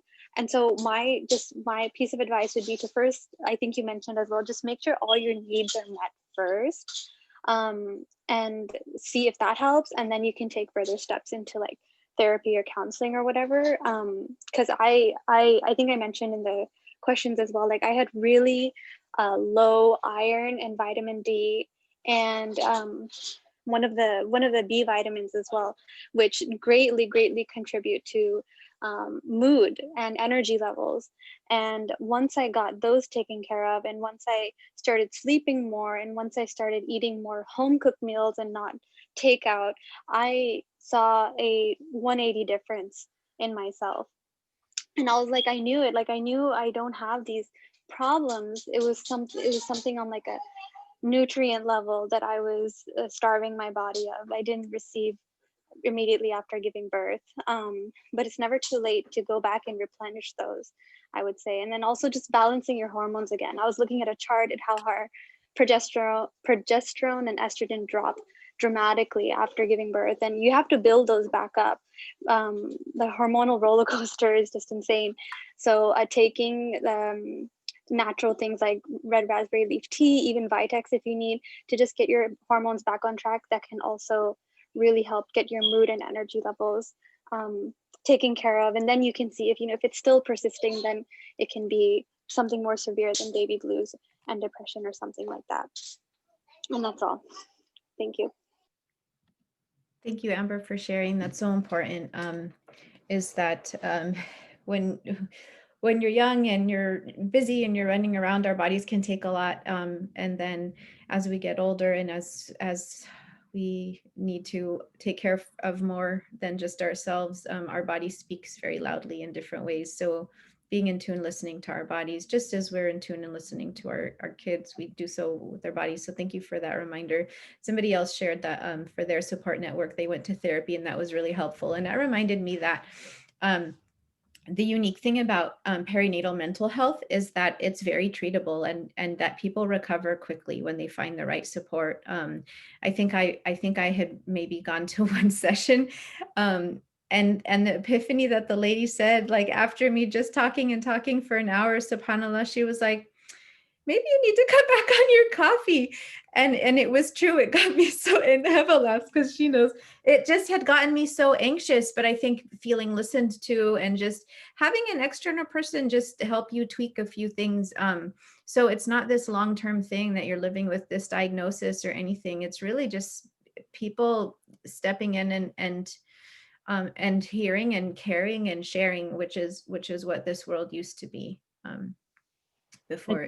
Thank you so much for that. Thank you, Amber, for sharing everything that you shared. Like Hoda said earlier, you are your best doctor, and you had a sense that this is not how I normally am, so there must be something else going on. There have been a lot of recent research findings that have correlated inflammation in the gut to depression. I strongly believe in that as well, and that is something that I always ask about is your diet, your sleep. How do you deal with difficulties in your life, and looking for these patterns in order to detect. Basically, we're like emotional investigators, and we're investigating where can the drainage or the leakage be happening. And so definitely assessing your diet is one of the firsts. And what does my diet entail? What kinds of things do I eat? What's missing? Because a lot of times there are connections to your diet. So making sure you're not eating things that are very feed into the inflammation, and making sure that you're consulting with someone like a holistic nutritionist, or a dietitian, or someone who can help guide you to have the best diet that will support your body's needs in recovery. That's so important too. Heba, can you talk about our online diet, screen time diet? So, subhanAllah, I think, we're kind of immersed in this world now, and this is our somewhat our new norm. And, a lot of individuals who have tried to quit it entirely were not very successful. So I think if you're able to, discipline yourself and have like a routine for yourself, and, making sure that you're following accounts that are feeding your spiritual self, that are feeding your emotional self, but in a healthy way, and not really, and because after you see it, how do you feel? Right? Always assess, how do I feel after I see this thing or after I read this thing? Is it driving me in a direction that's not very healthy, that's not pleasing to Allah subhanahu wa ta'ala, that's not, good for me and my family and just for my own self, for my own psyche? And I know that because of how you feel after you see something or hear something. A lot of things mess with your emotions. And I think it's important to avoid those things because you want to remain as stable as possible. And I'm even going to go as far as to say a lot of music messes with your emotions too. And for me personally, that was one of the reasons that I quit music, right? And a long time ago, alhamdulillah. And I would listen to it here and there. And then I didn't feel good after. And so I don't know what kind of music exists today, but I do know it's infinitely worse, and its impact on you is not healthy. And so, of course, I'm not referring to all music. However, be mindful that certain things can magnify your emotional states and make them worse. And I see that in a lot of clients. And they have found that like refraining or sort of, filtering it out of your life can make you feel a lot better, just from that small tweak. So pay attention to how you feel after things. And that's how you'll know. Usually if it's something spiritually nourishing, you'll want more of it. It will just feel really good. Your fitra, it resonates with your fitra. And so you'll want more of that. You want more dosages of that. And so that is how you know. And just being mindful to limit it and not, splurge in a sense. Thank you, Heba. So to be mindful of everybody's time, it's 12 o'clock. I do see 2 more hands raised. So Heba, if you have time to be on for a few more moments, then perhaps, are you okay? Yeah, that's okay. Perhaps we'll take these last couple questions, and then if somebody needs to log off, we'll inshallah share the recording. But thank you so much for staying on, everyone, and we'll go ahead and take the remaining. I think we had one from Sadaf and then Dina if she's still on as well. So go ahead, Sadaf. Assalamu alaikum. So I have my baby, and if she wakes up, I will just mute myself right away. Just to the point of the previous sister's comment on food, I just wanted to add a little thing. I think one of the things that we should try to also remember is the du'as that Prophet Muhammad ﷺ taught us. And it's just the dua to add barakah to whatever we are given. So Allahumma barik lana fima razaqtana, or the other dua. And I think the physical and the spiritual both are important. But the thing that I wanted to share was your question, Hoda, about what has helped from coming from the community and stuff like that. So I have a baby and she's going to be 3 months old next week, inshallah. What has helped me is just what you said. I reached out to friends and sister. My sister also had a baby this past year. So I reached out to the people who I felt safe with and who were going through the same experiences, just a little bit ahead of me. And every time, even during pregnancy, when I felt depressed and because of all the hormones and everything, I would reach out to them, and I would always feel better afterwards because I would get some advice, or even if it was just like, don't worry, it happens all the time, it's going to get better.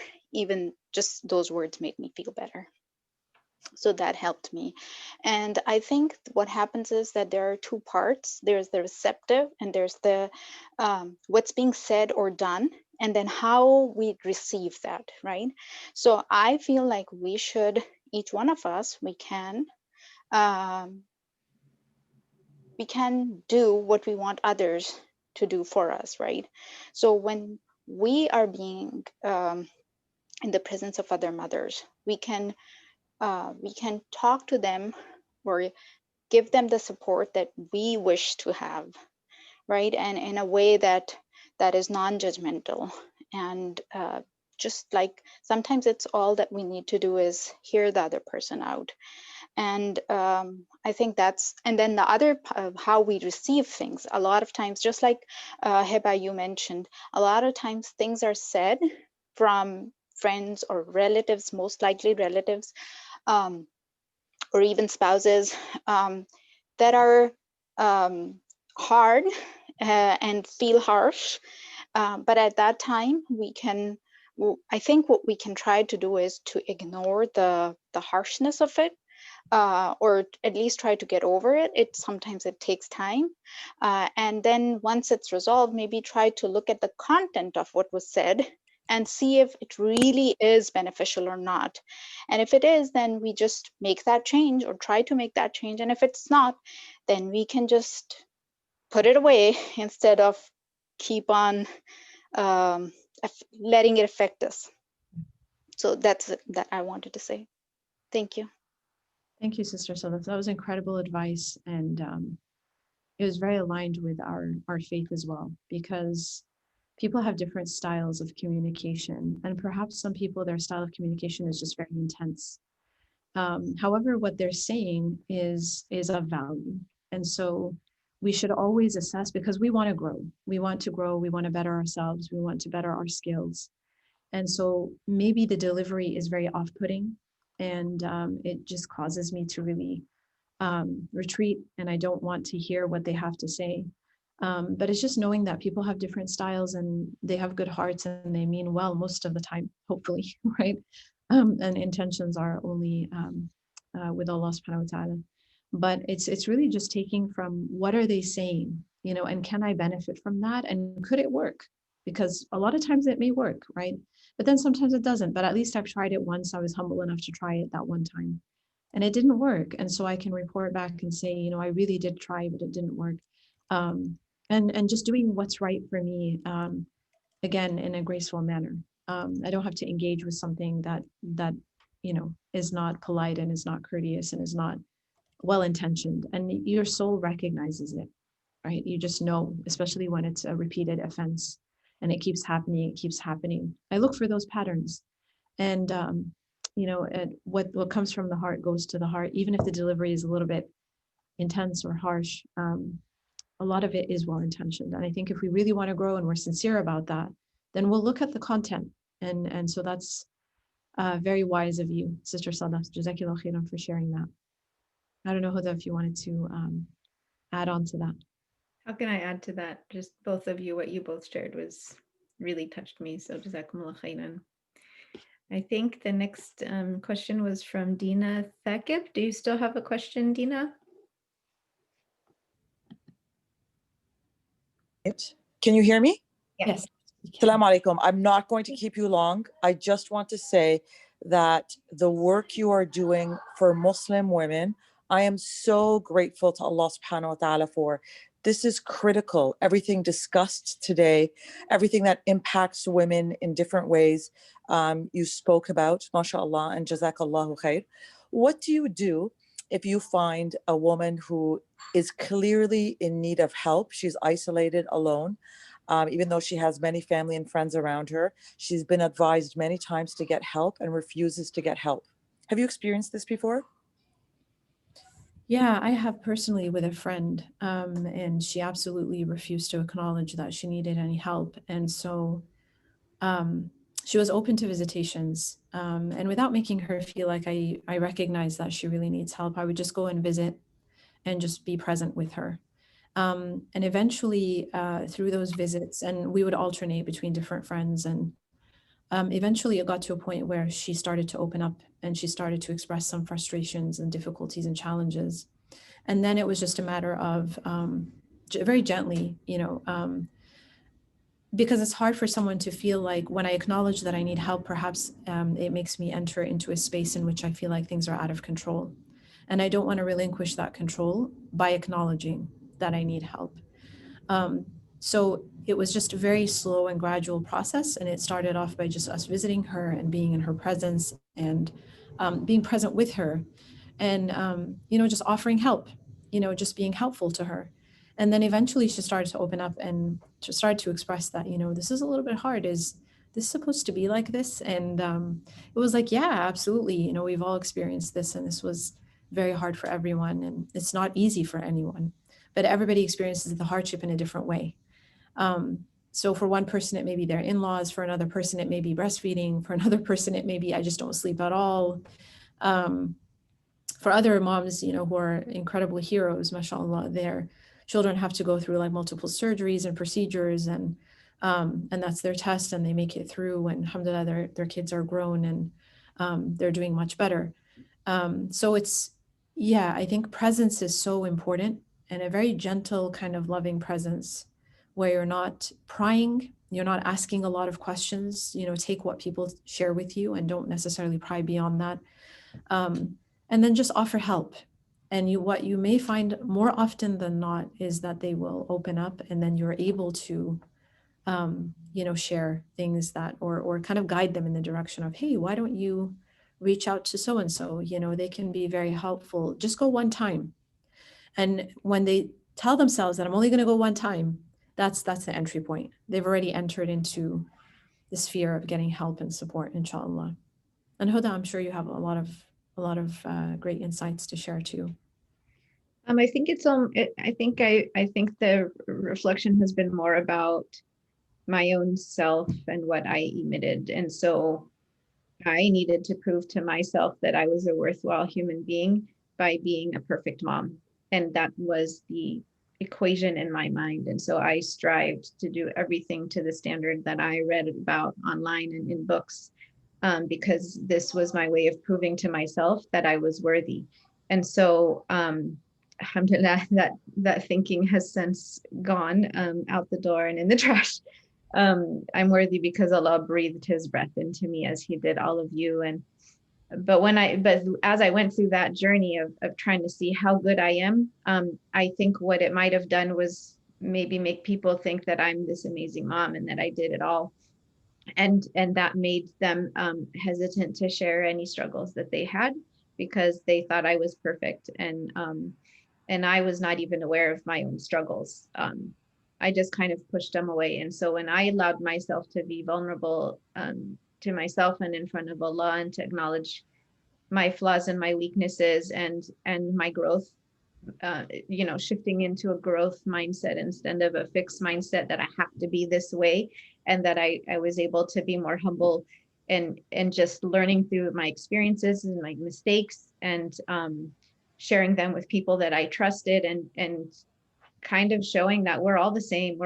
There's nobody better than somebody else. We're all in our own journeys. I think that made me more approachable for people to share what they're struggling with versus just breastfeeding. The emotional piece of it was kind of bringing my own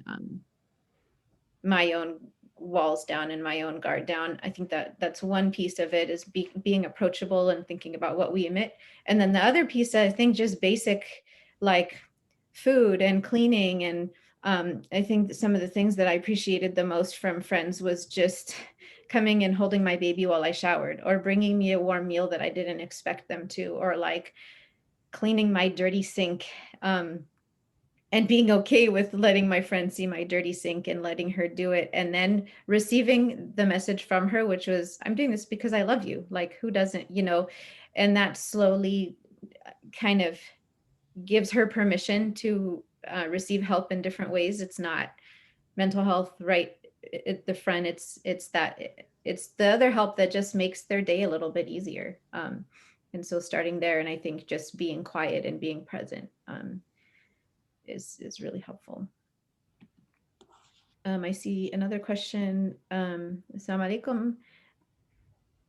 I am that person who I never asked help and I'm still hesitant to ask for help. Now I know I really need help. What should I do? May Allah reward you. You took a very big step in asking that question. And that's the first step, right? In is admitting that we're not perfect. Allah didn't create us perfect, and that we're here to help each other. So, and what would you recommend as the next step, Heba? I would recommend that, admitting that you need help was the biggest step. Everything that comes after that is much easier. Maybe you're hesitant because you don't know who to go to, and how do I go about that process, and how vulnerable do I have to be? And I think that's the question that a lot of people dread. Is a lot of people in our communities really dread vulnerability, and I think we perhaps have received messages, of being vulnerable maybe in the wrong way. I don't need to be vulnerable with the world. I don't need to go on social media and treat it as my diary and write about all of my experiences for the whole world to witness. That's not necessarily therapeutic, because you're opening up yourself to all kinds of people, and people that you don't even necessarily know, commenting about the most intimate aspects of your life. It's not supposed to be that way. You're supposed to open up to the right people who have a grounded, centered understanding in spirituality, and who also have an understanding in the professional aspect too. And so you have already taken the first step unknowingly by admitting that I need help and I need support, but perhaps assessing within yourself, is it vulnerability that I fear?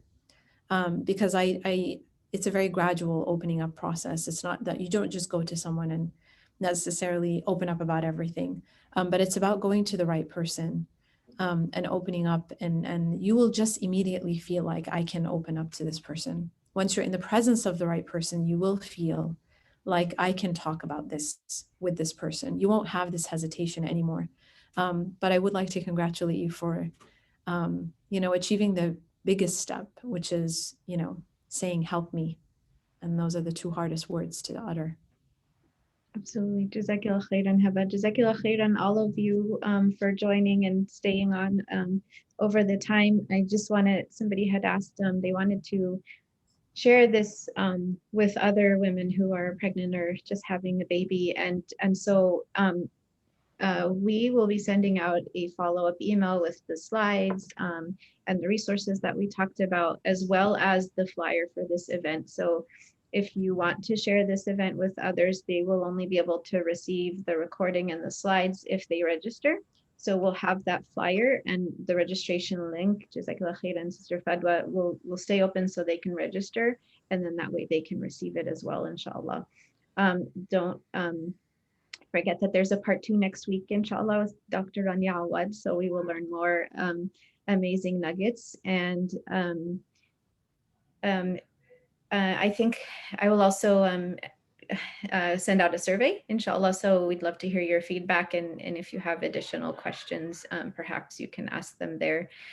So Jazakumullah khairan. And Shamira, if you're still on, would you mind closing us up with a dua? Yes, alhamdulillah. Jazakallah khair, Sister Hoda and Heba, mashallah. It was an amazing presentation, benefited so many sisters. It'll increase all of you, inshallah, in learning and implementing. Inshallah, let's make a short dua and then we will end. I know we're over time. Thank you so much for staying, the speakers as well as the attendees. All right, Bismillahir Rahmanir Rahim. يا اللهم أنت السلام منك السلام تباركت يا ذا الجلال والإكرام سمعنا وأطعنا غفرانك ربنا وإليك المصير برحمتك يا أرحم الراحمين اللهم صل وسلم وبارك عليه يا الله يا رحمن يا لطيف. Oh Allah, you are our creator. Ya Allah, you are the knower. You know what situations and circumstances each and every one of us has been placed in. Oh Allah, you know the state of our hearts. You know the state of our minds, of our emotional distresses. Ya Allah, you know how you created us, Ya Allah. We want to be pleasing to you and how you created us, in fulfilling our purpose in life and in a very wholesome manner, Ya Allah. We know that our bodies, our minds, our souls, our physical and mental and spiritual, all of these aspects that turn into us as a person, individual, we ask you, Allah, to make us whole and to remove any toxic environments, any toxic influences, toxic people that may be clouding that wholeness in the fitrah that you have created us upon. Ya Allah, let us be of those who are able to seek help when help is needed. Ya Allah, let us be of those who find the best of help, the best of friends and support and family. And oh Allah, let us be the best mothers we can to our children, and those of us who are not mothers, let us be the best, first of all, worshippers of you, Ya Allah, and then every other aspect of our life, inshallah, will fall into place with your assistance, with your tawfiq, Ya Allah. Oh Allah, bless those who put this talk together, Ya Allah, bless the speakers, bless their families, bless the Rahmah Foundation. Oh Allah, bless all those who attended, and oh Allah, grant us closeness to you and in fulfilling our purpose in the best of ways. اللهم آتنا في الدنيا حسنة وفي الآخرة حسنة وقنا عذاب النار وادخلنا الجنة مع الأبرار يا عزيز يا غفار يا رب العالمين. وصلى الله على سيدنا محمد وعلى آله وصحبه وسلم. الحمد لله رب العالمين. If we can all end with Surah Al-Fatiha. جزاكم الله خير everyone for coming. Assalamu alaikum wa rahmatullahi wa barakatuh.